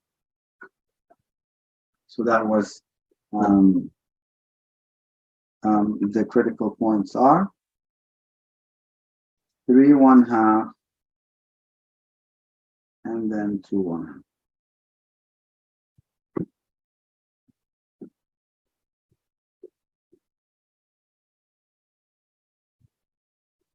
Fabulous. Wouldn't x be 0? I agree. Sorry, I'm that was what we call a brain fart. Definitely x equal to 0. So let's see, fxx is equal to 6 minus 6x. fyy is equal to minus 4, and fxy happens to be 0. So this is very, very easy to work with. So let me copy the table. They gave us a table, so why not use that table? By the way, 0 1/2, clearly, and then 2 1/2, clearly, right? They look like critical points in the middle of a zone. Like if you had a point here, if your answer was 3 2, that's clearly not a critical point, right? You know your answer is wrong. Critical points are a local max or a local min or contour maps where they intersect. Like it has to be geometrically feasible for you. So x is 0, x is 2, y is always 1/2, xy is always 0, fxx is 6 minus 6x, so it's 6 for this, and it's minus 6 for this. Fyy is always minus 4, so d is negative here, positive here. So this is a saddle point. This is positive with a negative fxx, so this is a local max. By the way, by 2 1/2 being a local max, it means the level curves decrease as we go away from it, right? Look, the level curves decrease. So you can picture this as the top of a mountain, right? You're looking at the mountain from the top, and this is the top of a mountain, and the slopes just go down.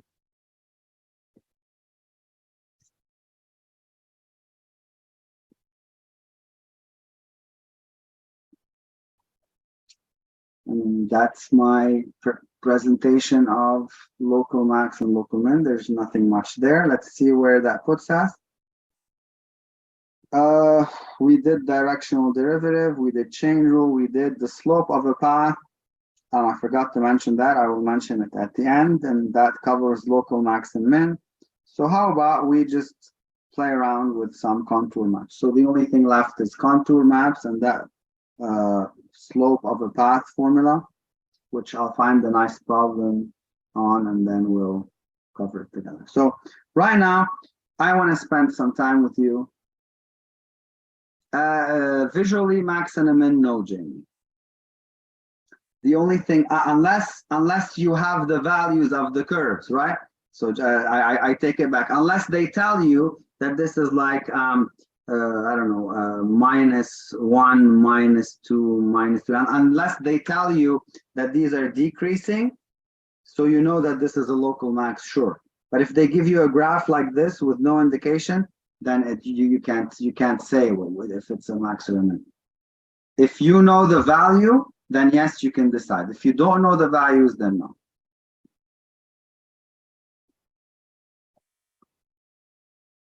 Okay. Well, ladies and gentlemen, boys and girls, let's talk about some contour math.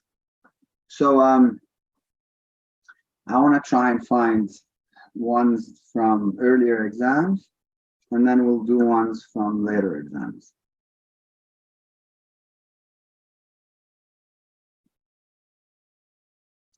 Trajectories, contour diagrams, there we go.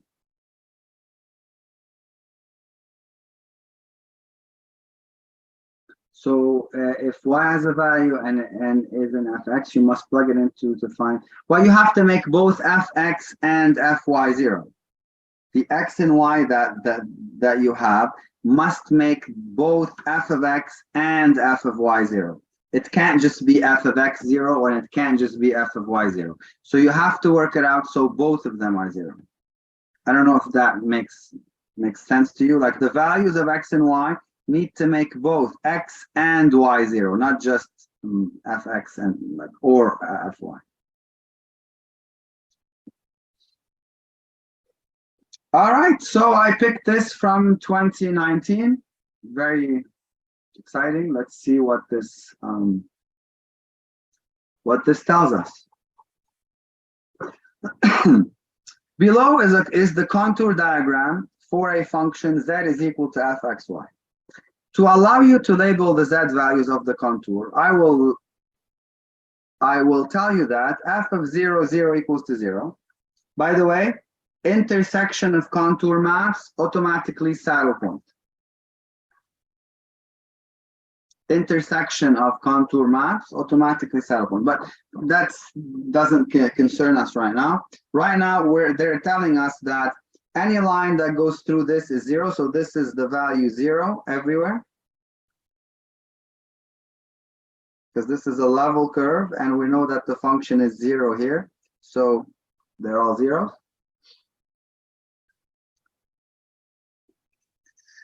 And the contour lines are spaced out at intervals of z is equal to 1, so we move by 1 from one line to the other. Also, if I cut the surface with the plane x is equal to a y, so if I cut the surface with the plane x is equal to y, I will get a parabola opening up with vertex at the origin.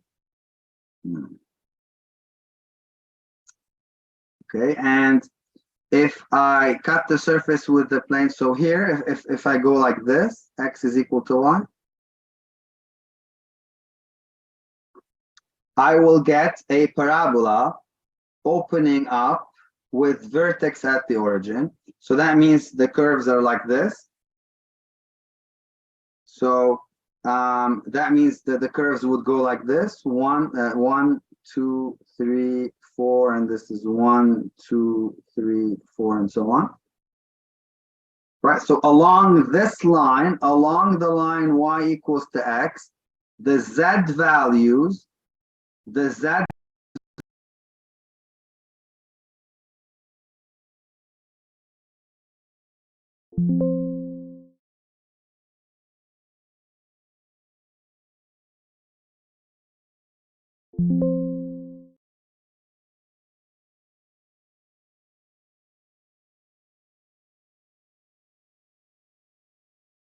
Values are a parabola opening up with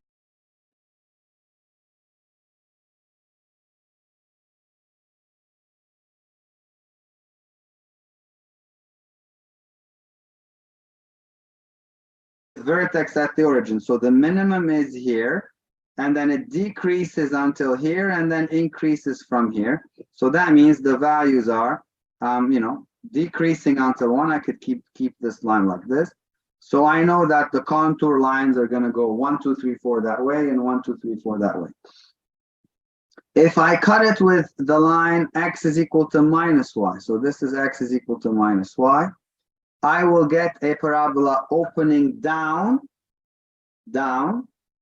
with vertex at the origin. So this would be the maximum point. So this is minus 1, minus 2, minus 3, minus 1, minus 2, minus 3, and so on. Great. Suppose I travel along the surface z is equal to fxy, such that the projection of my path on the xy plane is the line x equals to 1. So that is my path.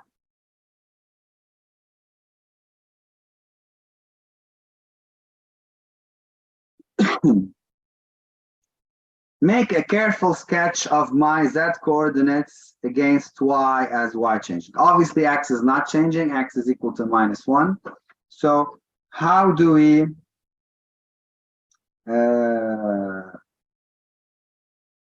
do this? It's very simple. If you look at it at first, it might seem like, wow, what's happening? But really, it's not. Look, we're going along the path, right? So la la la la la la la la la. We're just going along the path. Look, this is 0, right? So this is 0. We need to zoom in a little bit so you can see it. This is 0. This is minus 1. You see it right here. This is minus 2. Now this is 1. This is 2. This is 3, right? So this is 3. This is 3 right here. It touches 3 somewhere here. But then it just goes down to being 2, and then 1, and then whatever. So what's happening? We're going up. It's increasing. It's increasing. Look, it's minus 2, then minus 1, maybe a different color. Minus 2, then minus 1, then 0. It's 0 somewhere here. So it touches 0 here. So a little bit when y is a little bit before minus 2. So when y is a little bit before minus 2, we're catching z is equal to 0. This point right here, when y is just before minus 2, z is equal to 0. So it's going up, it's going up, it's going up, it's going up, and then it's gonna reach 3. It's gonna reach the maximum value that it would reach right here. So I'm gonna say around minus 1. Maybe I don't know. Like you have to, like where does it touch 3? I would assume here. I really don't know. Like this is like a sketch. So somewhere around minus 1. Somewhere around minus 1, we're gonna reach its maximum value, which is 3. So let's say a little bit after minus 1. So here. So it's gonna go up, up, up, up, up, up, up, and it's gonna reach the maximum value, which is 3. Then it's gonna go down to being 2, then 1, then 0. It's gonna cross 0 here. It's gonna recross 0 here when the y value is like a little bit before 0.25. So a little bit before 0.25, we're gonna go back to 0, and then it's just gonna keep going.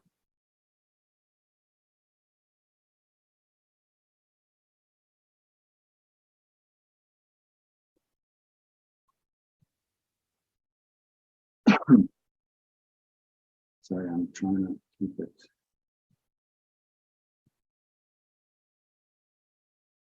So that's one way of reading contour maps.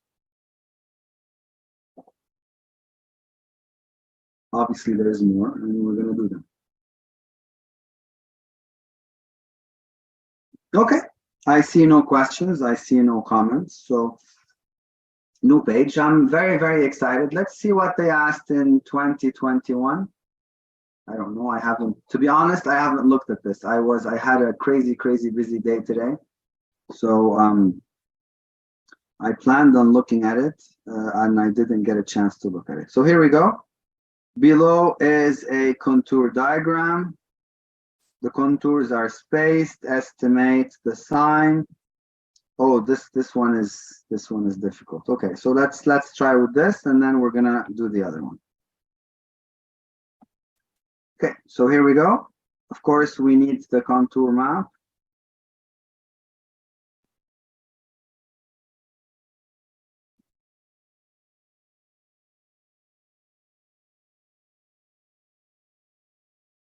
So below is a contour diagram for a function f(x,y). The contour lines are spaced at intervals of z is equal to 1. Great. As we move to the right along the x-axis, starting at x equals to minus 1.5, the z values increase from minus 10 to a max of z equals to 0 at the origin. So great, this is not so bad. So we start at minus 10. And then minus 9, and all the way till we get z is equal to 0 at the origin. And then they decrease to a minimum of z is equal to minus 4 at x equals to 2. Wait, how is z is equal to minus 4, x equals to 2 has no contour now. So this is minus 1. They decrease, minus 2, minus 3. So z is somewhere equal to minus 4 here. And then they start increasing again at the edge of the plot, x ending at the edge. So they increase again. So minus 2, minus 1.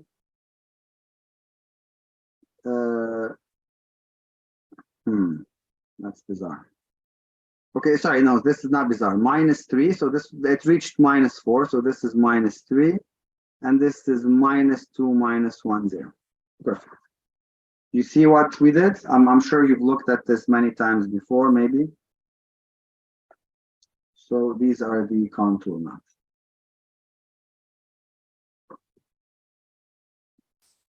So if this is minus 1, this is 0. I wonder what this is. So this is not covered anywhere. So I suppose this would be a 1. Makes sense, because 1, 0, minus 1. Okay, so estimate the partial derivative f sub x at 1 minus 1. So where is 1 minus 1? Sorry, minus 1, 1. X is equal to minus 1. Y is equal to 1. We're here. We would like to estimate the partial derivative at f of x minus 1, 1. So look, what is f sub x at minus 1, 1? Well, minus 1, 1, we're here. So what's happening? We are going to move 1 unit, or basically we can say, what's the distance between two level curves? When I'm standing here, what is the distance between two level curves? So this is approximately, see this from here to here, that's 1/2.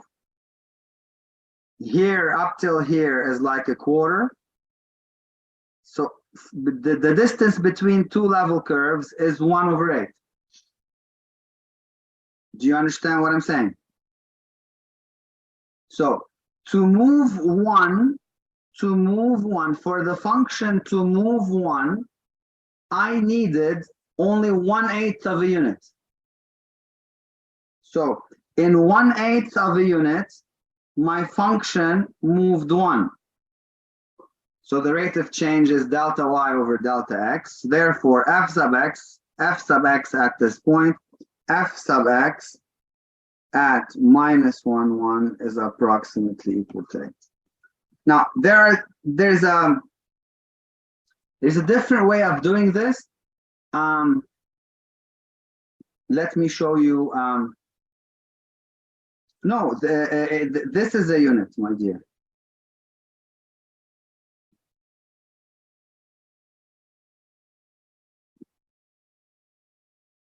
So this is the unit. Now, how I would usually do this is, and it doesn't work really well here, is I like to see how many maps I cross in how many contour lines I cross in one unit. And it makes no sense here. It's very difficult to see here because I'm at 1, 1. And if I do one unit from here to here, I basically crossed 1, 2, 3, kind of 4. So I would be tempted to say that the f sub x is equal to 4, but that wouldn't be accurate. It's best if we use this method. I'm going to tell you how did I get 8 one more time. To go from this, I'm here. Please pay attention. I'm here. Minus 1, 1.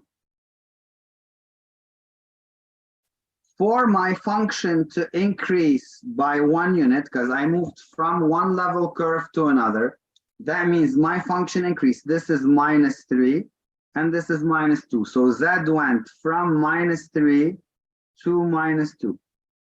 For my function to increase 1 unit, to go up 1 unit, I needed to cross 1/8 of a unit on the x-axis. So this is 1/2 of a unit. Minus 1, 1. Oh, minus 1, 1 is up there. Sorry, I put in the wrong point. Minus 1, 1. Well, still the same. Thank you. So again, to increase 1 unit. So here I crossed 1. To increase 1 unit, I needed to cross, see, this is half a unit, this is a quarter of a unit, so this is 1/8 of a max unit. So to be able to increase 1 unit, I need to move on the x-axis 1/8 units. And the slope, the rate of change is always delta y over delta x. So 1/1/8, so that's 8 units. Right, Anonymous? I picked the wrong point, but luckily the analysis still stands.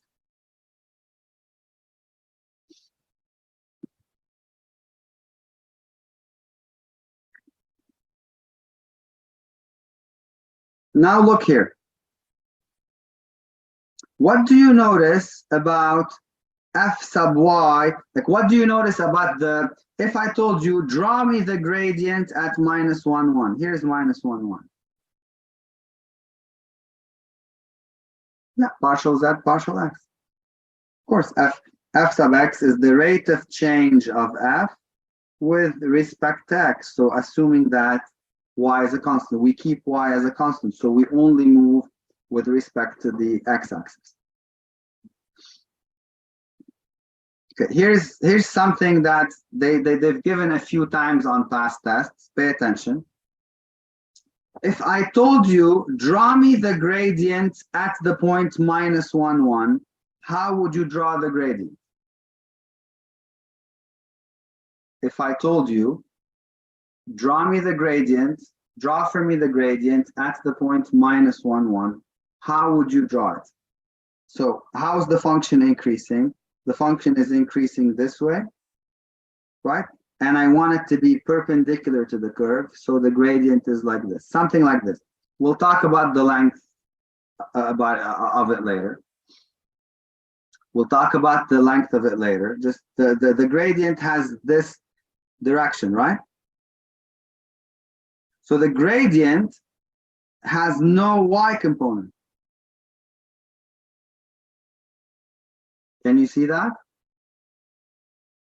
The gradient has no y component. So at minus 1, 1, f sub y minus 1, 1 is equal to 0.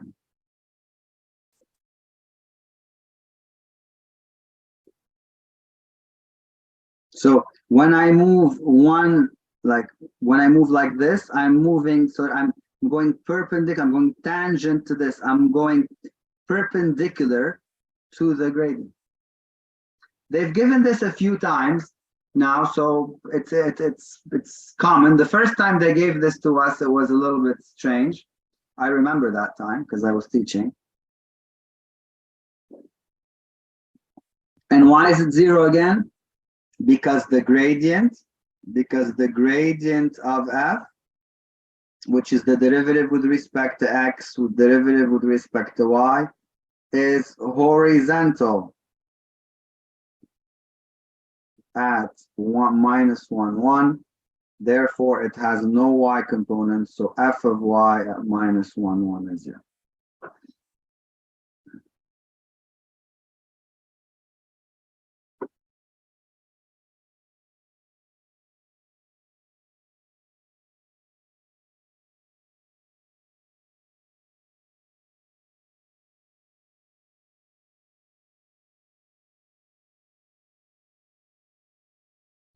Okay, so let's see.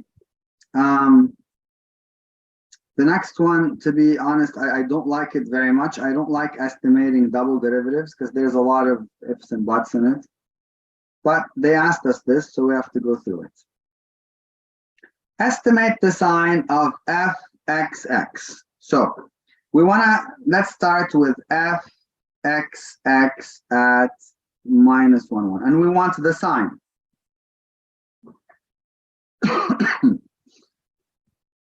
So as we move along, see, we have to go back to minus 1, 1. So here's minus 1, 1. As we increase, right, as we move, as the x increases, two things are happening. The values of the function is increasing, right? So the slope is positive. The value of the function is increasing, so we have a positive slope. And the distance between the contour lines is getting bigger. Look here, and then this is getting bigger, and then this is getting bigger, and then this is getting bigger. Like, so as we move on this side, the spacing between the contour lines is getting bigger. So the slope is positive, and the distance keeps getting bigger and bigger and bigger. So, which means it's less steep. Okay, if the contour lines are positive, sorry, but not positive, I meant if the contour lines are close, that means this is very steep, right? It's very close. To cross from z equals to 1 to z is equal to 2, I'm getting really like I need a small distance to become from z equals to 1 to z equal to 2, which makes it very, very steep. But if the contour lines are like this, that means it's taking me a long time to go from z is equal to 1 to z is equal to 2. Like, it's really not steep at all. So we have a positive slope, but then it's becoming less and less steep. A positive slope, so increasing, less and less steep. Positive slope, and less steep. So, sorry, less and less steep. A positive slope, less and less steep. That means fxx is concave, like the function is concave down, so fxx is negative. If the slope is positive and it's more steep, then fxx is negative. So look, if the slope is positive, so increasing, and it's becoming more and more and more steep, then it would be, the second derivative would be positive. If the slope is positive and less steep, like it becomes less and less, high, then fxx would be negative. If the slope is negative, and it's the slope is becoming more and more like it's here. It's becoming more steep. So this would mean f(x)(x) is positive. So if the slope is negative, it's going down, and it's becoming less and less steep. That means it's a concave down scenario, a concave up scenario. And if it's concave down and it's becoming, see here, less and less steep.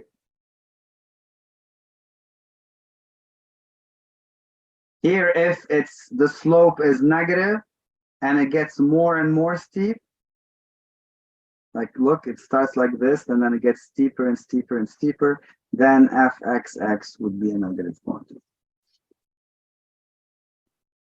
And you do the same analysis for fyy, but just going vertically. Again, those are annoying. Those are not my favorite at all. But we get asked these, so we have to deal with whatever they ask. Now, what's fxy? It's that one I haven't done in a while, so let's check if I remember that. So we are at -1, 1. So if we move, let me think about this. I'm drawing a blank.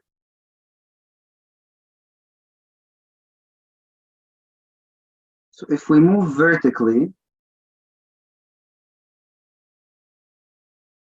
the spacing between the curves seem to be not changing or changing. And if we move horizontally, you know what? I'm gonna read up the idea of fxy. To be honest, I'm drawing a blank on the sign of fxy. So I'll check that with you after the break. It's also, my brain is foggy. So the rate of change as x increases, how is fy doing? So as y increases, so let's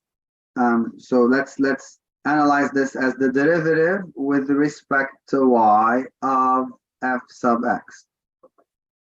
So f sub x is the rate of change of f with respect to x. So if x changes, look, okay, let me, I think I remember it. So as we move, the distance between the curves, the distance between the level curves seem to be just the same. As I move up, the distance between the level curves don't seem to be changing. So as y increases, as y changes, the distance, the horizontal distance between our level curves doesn't seem to be changing. It seems to be constant. So that means there is no change in f of xy. So as I go up, again, I'm here, -1, 1.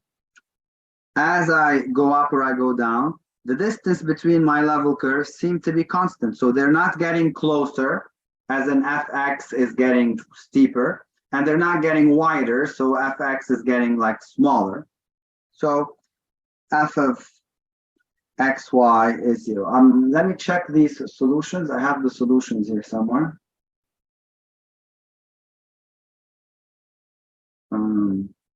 2000 number 4. Yeah, that's actually what they wrote. Yeah. Okay, so let's go to part C. Now part C is very, very common. Part C is very, very, very common. It's more common than the sign of the derivatives. Part C is a lot more common than all this. So I'm gonna copy the actual graph again. Sorry. Now, draw the contour, draw on the contour diagram the gradient vector at the point 1, 0.5. So 1, 0.5. Briefly justify and explain the direction and the magnitude. To assess the length of the gradient, it's simplest to work with the spacing of the contour lines in the direction of the gradient, of course. So let's remember that this was -3, -2, -1. So this was -3, -2, -1, 0, and then. So I want to draw the gradient at this point. How do I draw the gradient? The gradient is perpendicular to the level curve in the direction of increasing, because the gradient tells us how the function increases most rapidly. So this is the direction of my gradient. It's perpendicular to this curve. So I got direction 1.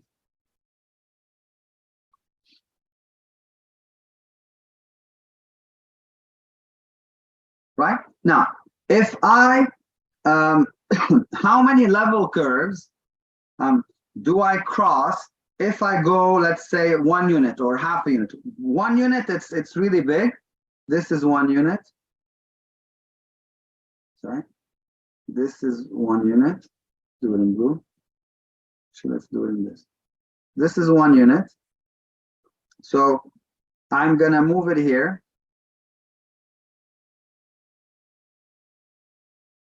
So this is 1 unit. Sadly, you can't do that on a test, so you maybe want to have a ruler. 1 unit is too long. I don't know what's happening at the end of the unit. So I can estimate about half a unit. So if I go 1/2 a unit. So this is 1/2 a unit. What's happening to my function? My function goes from -1 to 0, and then from 0 to 1. So what is the rate of change in this direction? In this direction, to go up, if I move 1/2 a unit, my function goes up 2 units. Therefore, the rate of change in this direction and the rate of change in this direction is the magnitude of the gradient. Remember, the gradient, the magnitude of the gradient is the maximum rate of change. If you move in the direction of the gradient, your function increases most rapidly. What's the rate of change in that? It's the magnitude of the gradient. So the rate of change in the direction that is perpendicular, that's the magnitude of the gradient. So the magnitude of the gradient is the rate of change, which is delta y over delta x, so that's 4. So you need to draw me a vector that is 4 of this unit. So 1, 2, 3, and 4. So approximately, that's my gradient.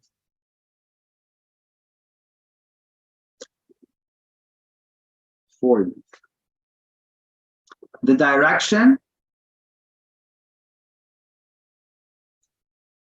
it would be, but there's too much error, Evan. There would be way too much error involved in this. It's just better if you do it that way. It's feasible. I'm not saying no.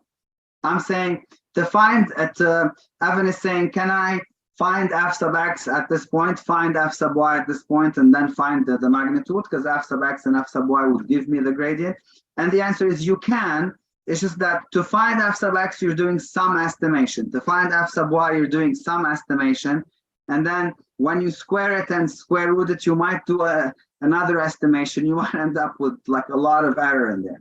While here, you just take one direction and you estimate using like a unit or half a unit on that direction. Plus, they kind of told you to do this.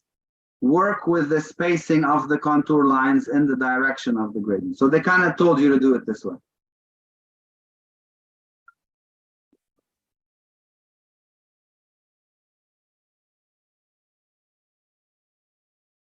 Do I make sense? So that's a fantastic question, except for the fxy estimation thing, which I mean, I'm sure some of you love it and this is their favorite thing, and it's not mine. Okay, so let's see what can we do here. Let's look at 2020. Oh, that's here. It fell right in our lap. So this is from 2020.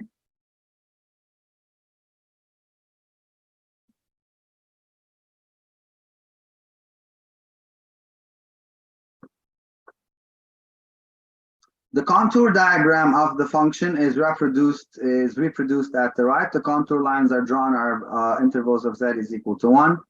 Draw on the diagram the gradient vector at the point 1, 0. Pay attention to direction and line. Now, we just found, by the way, that 2.5 was a maximum. We just found that this was a maximum. So we know that this is a maximum from a previous question. So we know that 2.5 is a local max from part A.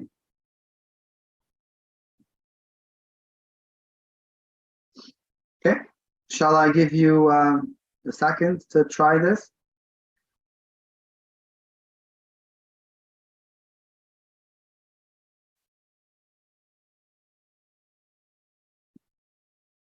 Of course, here, Evan, your idea is fantastic because I have the function.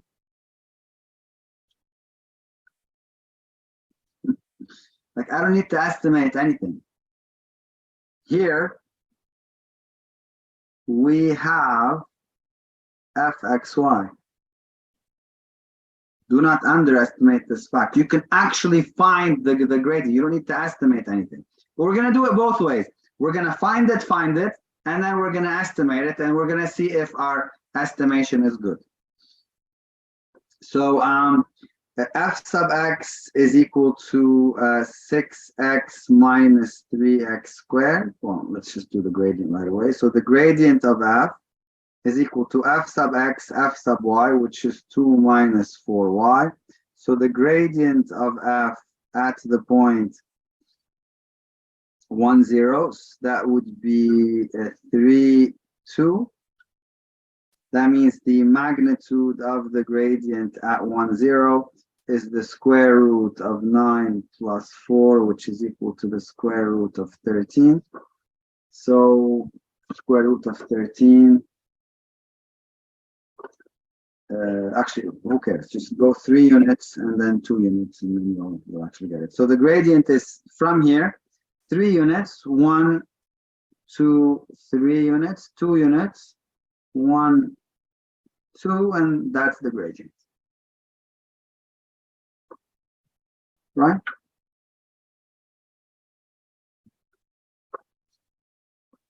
Okay, so that's the gradient in black. We got it because we have the function. We don't need to estimate anything.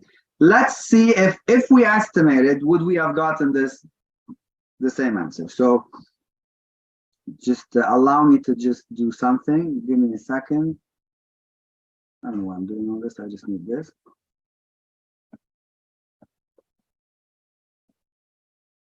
Okay, I'm gonna try and estimate it. So here, from here, we went 3 units here, 2 units here, and it was this. Right, so this is the actual gradient.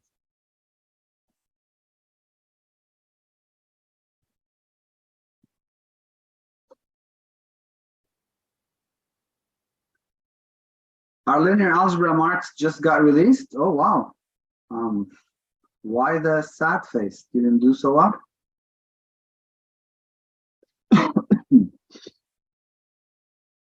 So let's estimate it. I want to go perpendicular to this. So perpendicular to this, maybe a bit more down. That seems perpendicular enough to me. Maybe a little bit more. Okay, so that's the direction. So it kind of fits. If this is a max, then the gradient is going in this direction. So this is going that way, because it has to point toward the increase. Now, let's take 1 unit. Let's take 1 unit. Let's move it here. And then turn it. I messed it up. So let's turn it. Approximately. So if I go about half a unit, so this is 1 unit, and the maximum, so I'm gonna go 1, is it z is equal to 1? So I'm gonna go 1 to about 2 and a bit to get here. Come on. So it's difficult to estimate with 1 unit. Can I try half a unit? See, it's also difficult for a half a unit.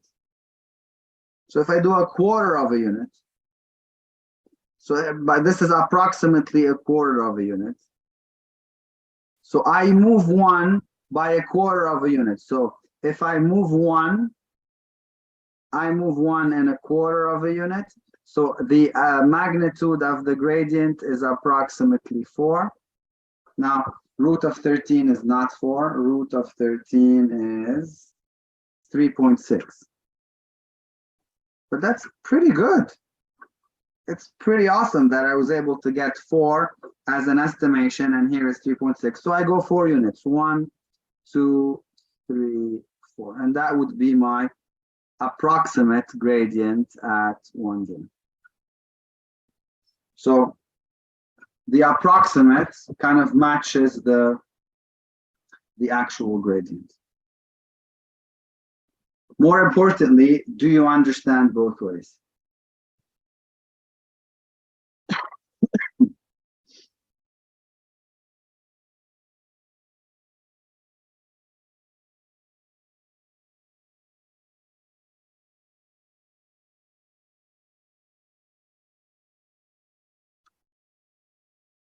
Yeah, because I mean, I don't know how to. 1 unit is very vague. It falls in the middle. Half a unit also falls in the middle. 1/4 of a unit just kind of gives me a jump of 1. Right?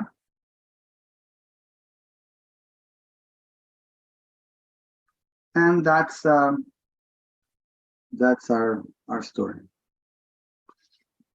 It's 8:12, so if we want to take a break, it should really happen now, or we should just not take a break and end early. Like it's silly to come back for 10 minutes. Let me see, what did this have later?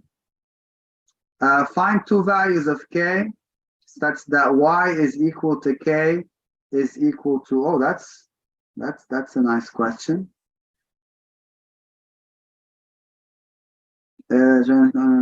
It was defined as this.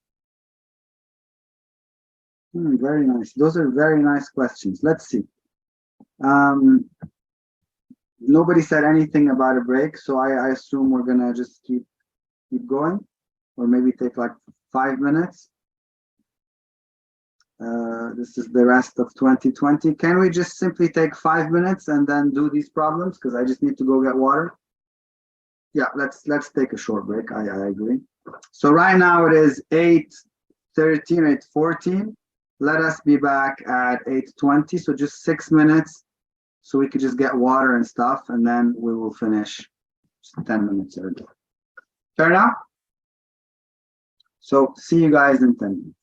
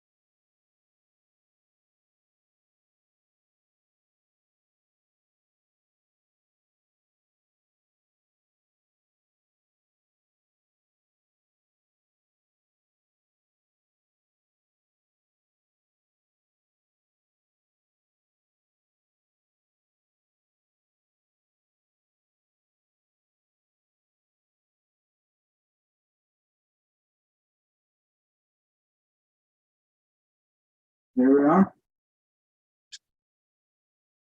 So let's continue. Some ginger ale is due. So actually this is a good question.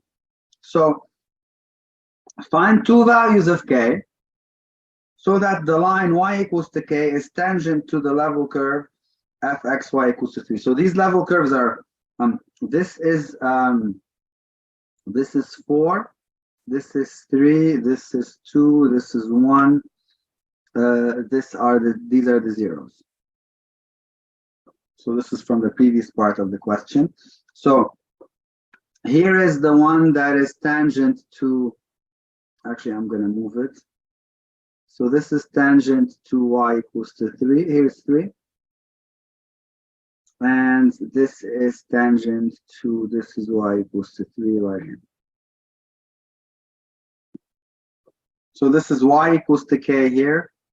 And this is y equals to k here. And what should k be? So look at what's happening. I'll tell you. The function is 0, then 1, then 2, then 3, then it's going to go back to being 2, then 1, then 0, then whatever. So for this one, 3 is a max.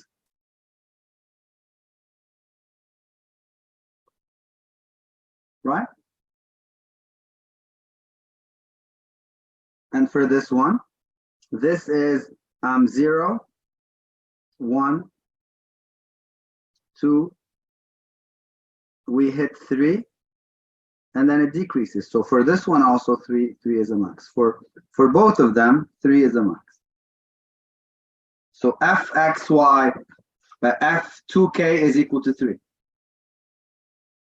Right? So if y is equal to k, so f of 2k, I'm not sure why I said 2k, f of xk, where is f? Oh, you need f. F is fxy, I'll copy it from the problem. 3x squared minus x cubed plus 2y minus 2y squared. So f of xk is equal to 3x squared minus x3 plus 2k minus 2k squared.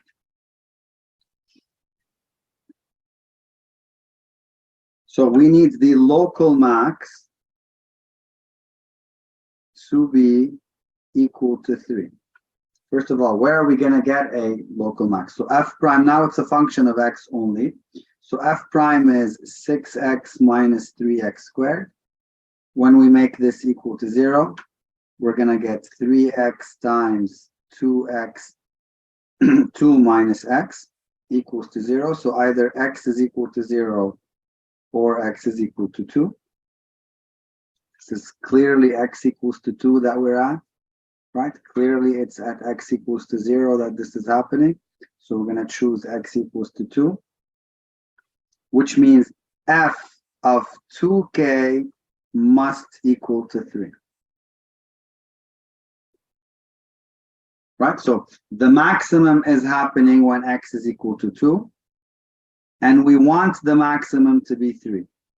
So replacing it there, we're going to get 12 minus 8 plus 2k minus 2k squared is equal to 3. And when you solve this, you can just get two values of k.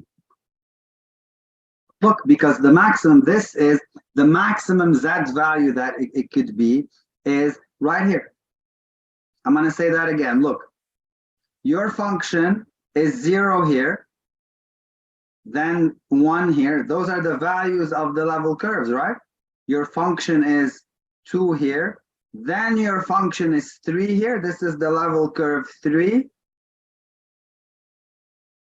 Then it's gonna start going down after 3 being 2 and then 1 and whatever. Same thing for the other one. So the maximum value of your function is going to be equal to 3. That's a nice twist on the usual questions, isn't it?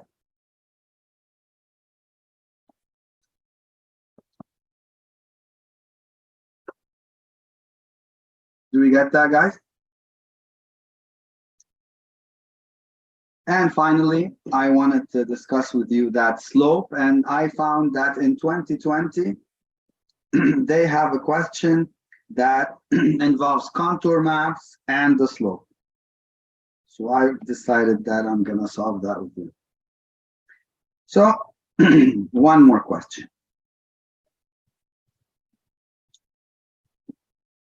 So we've covered contour maps. We're going to recover contour maps with this question, but my focus will be a little bit the slope. And that, by the way, would complete my list of topics. So I'm going to cover the slope formula right now.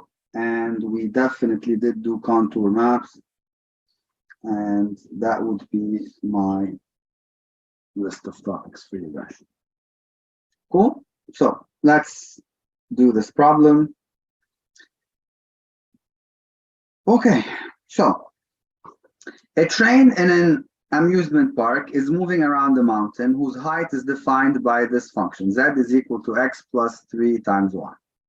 The train runs counterclockwise, so the train is running like this, and the position is defined by x squared plus y squared is equal to 1. Of course, x squared plus y squared equals to 1 makes me think of x is equal to cosine t, and y is equal to sine t. If I ever need it, you know, it's right there. If I need it, then they're right here. On the xy coordinate given below, several level curves of the function clearly label each contour. With what is the z value of each contour? Well, you just need to pick an x and y and plug them into the function. So for example, this contour goes through the point 0, minus 1.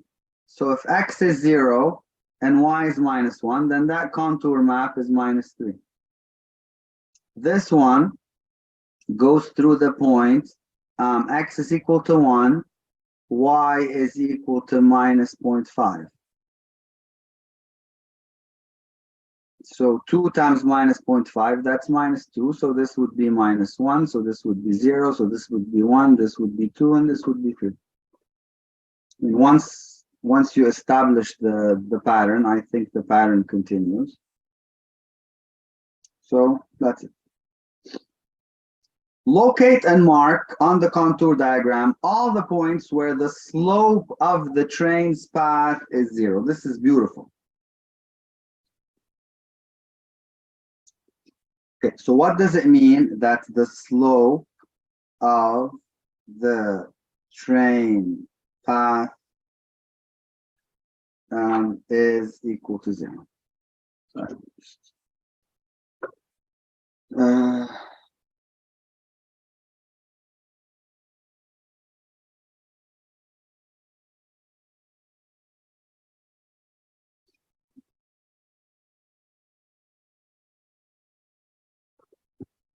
Okay. Look, you're traveling along this line. So this is your line of travel, okay? And your height can be estimated, by looking at the level curves. So sometimes you're going up, sometimes you're going down. So when you're going from, like, let's say here, come on, don't, can. When you're going from here to here, you're going down, because you're going from z is equal to 3 to z is equal to 2, yes? When you're going from here to here, you're going up, because you're going from z equals to minus 3 to z is equal to minus 2. Am I making sense? Where is it that you're not changing? Where is it that the slope of the train is equal to 0? So you're just reached your maximum slope, or reached you know, the bottom of the slope, and not necessarily tangent, Evan, but it would be approximately right here and approximately right here. Look, because I'll explain it to you. You're going from -2 to -3, so you're going down. So you're going down, you're going down. Have to hell with this, I'm not going to do it anymore. So you're here, you're going down, you're -3, right? You're going down, and at some point here, you're going to start going up again toward -3 and up again toward -2 and so on. So somewhere here, like you're going down here, and then somewhere here, you're going to decide, okay, wait, I'm going to start going up again. So this is where the slope of the train is 0. Look here. You're going up. So here, you're here. From 2, you're going up to 3. You're going up. You're hoping to get to 4. But at some point here, you're going to stop going up, and you're just going to start coming down, back to 3, and back to 2, and back to whatever. So this is the other point where the slope of the train is 0. And those can be estimated at, I don't know, 0.25.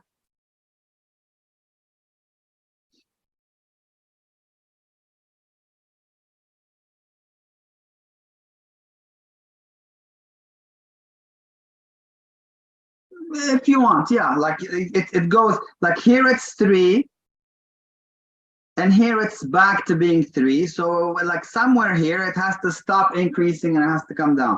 And here it's -3, and here it's -3. So somewhere in the middle, it has to come, just stop and start going up. Do we get this?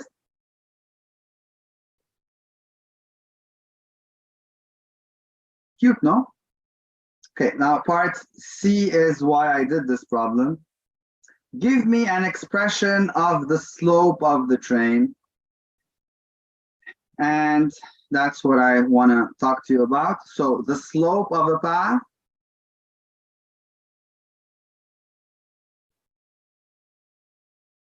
is the horizontal speed, sorry, the vertical speed divided by the horizontal speed.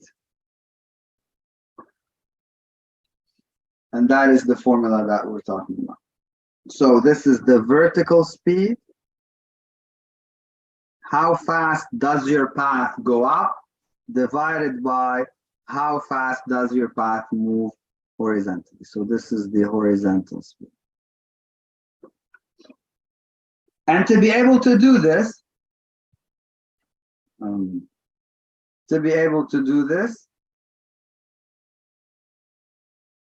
we need to parameterize our path.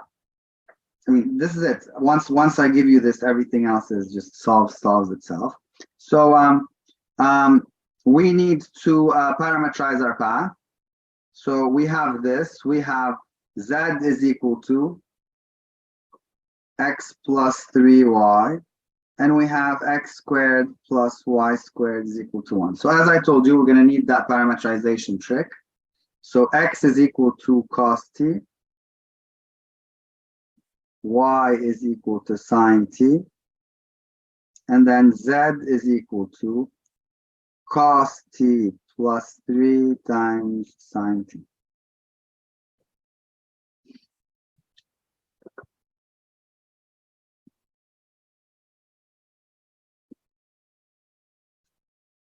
But wait, they wanted find an expression for the slope m of the train's path. Oh, in terms of the x coordinate of the train. So it has to be in terms of x coordinates. Ooh. Okay, so how do we make this in terms of the x coordinates? Let's see. So z prime, let's do it here. Z prime is equal to the derivative of the first times the second plus the first times the derivative of the second.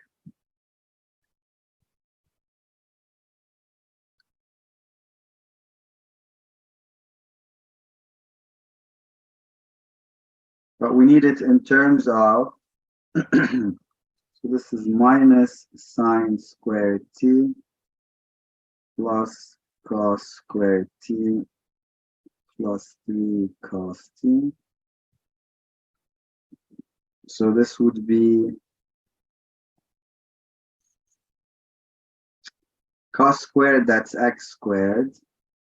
Cos is x, and then sine squared is y squared. But how do I write y in terms of x?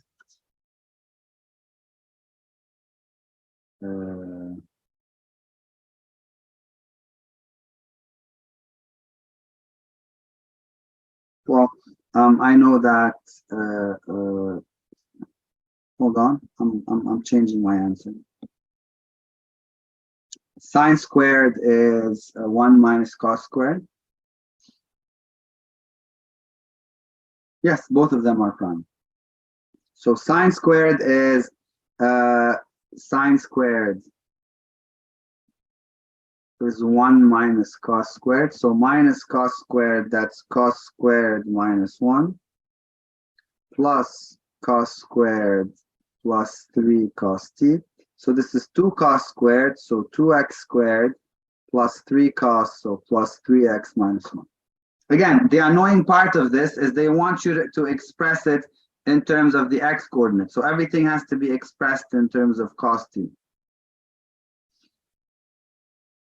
X prime is equal to minus sine t, and y prime is equal to cos t. I'm not going to express those in terms of anything because simply when you plug them into the formula, so the slope is z prime, so 2x squared plus 3x minus 1 divided by the square root of x prime squared, which is sine squared, y prime squared, which is cos squared. So this is 2x squared plus 3x minus 1 because this is equal to 1.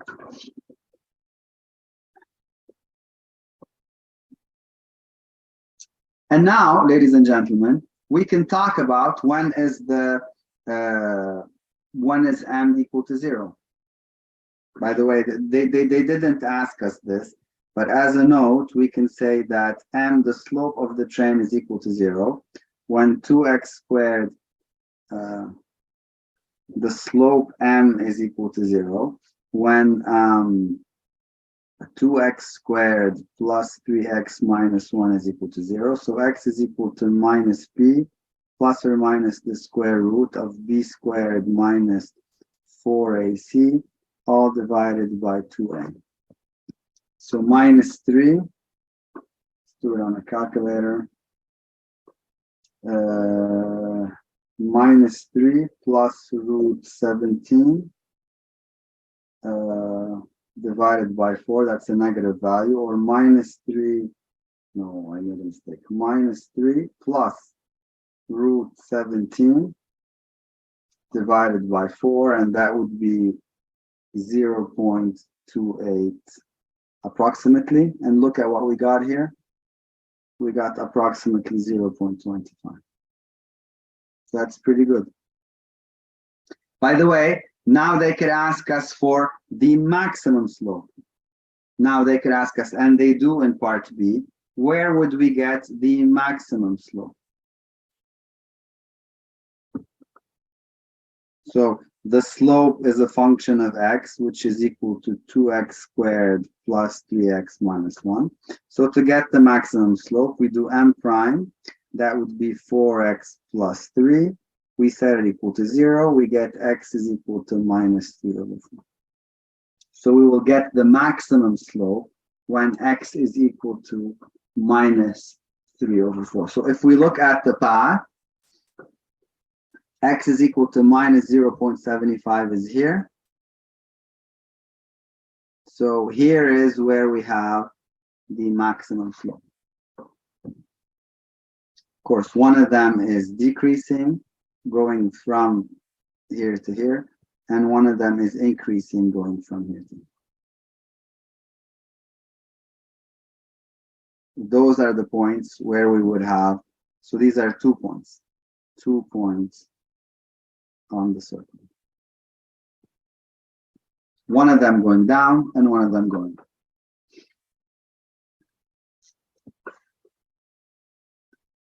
Ta-da!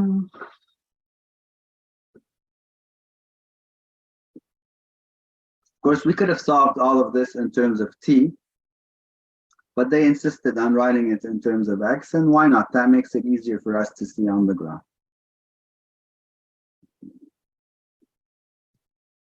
That is, to be honest, a very nice question. So I did with you the 2021, the 2020, and the 2019. All of them in contour maps. So, and I've given you 2015, 16, 17, or 16, 17, 18. I can't remember the past three. And I fully solved them for you. Everything is posted on the course page. So you have plenty of practice to do. That's my contour maps. And that's the whole thing, actually. That's 172. Do you have any questions for me? Do you have any comments? I just always like to say thank you. And let me know. I was told that the grade of linear were released. Let me know how you did on that. This is my email. 74 average is not bad. 74 average is pretty good. 74 average is quite high. I mean, I'm lucky if I get 60 average in my classes. So good job. Let's hope they don't make test 2 a little bit harder to balance the average. That's always a scary thing, right? So again, thank you very much. The only proof, 20%. Well, if you have the midterm, send it to me. It would be fun to look at. But now for 172, thank you very much. I appreciate you being here. I appreciate you making this session lively. If you have any questions, please do not hesitate to email me. I am going to post the notes almost instantly. Head office, thank you very much. And I shall see you at a later session. Take care, everyone. Have a good night. I'm logging off.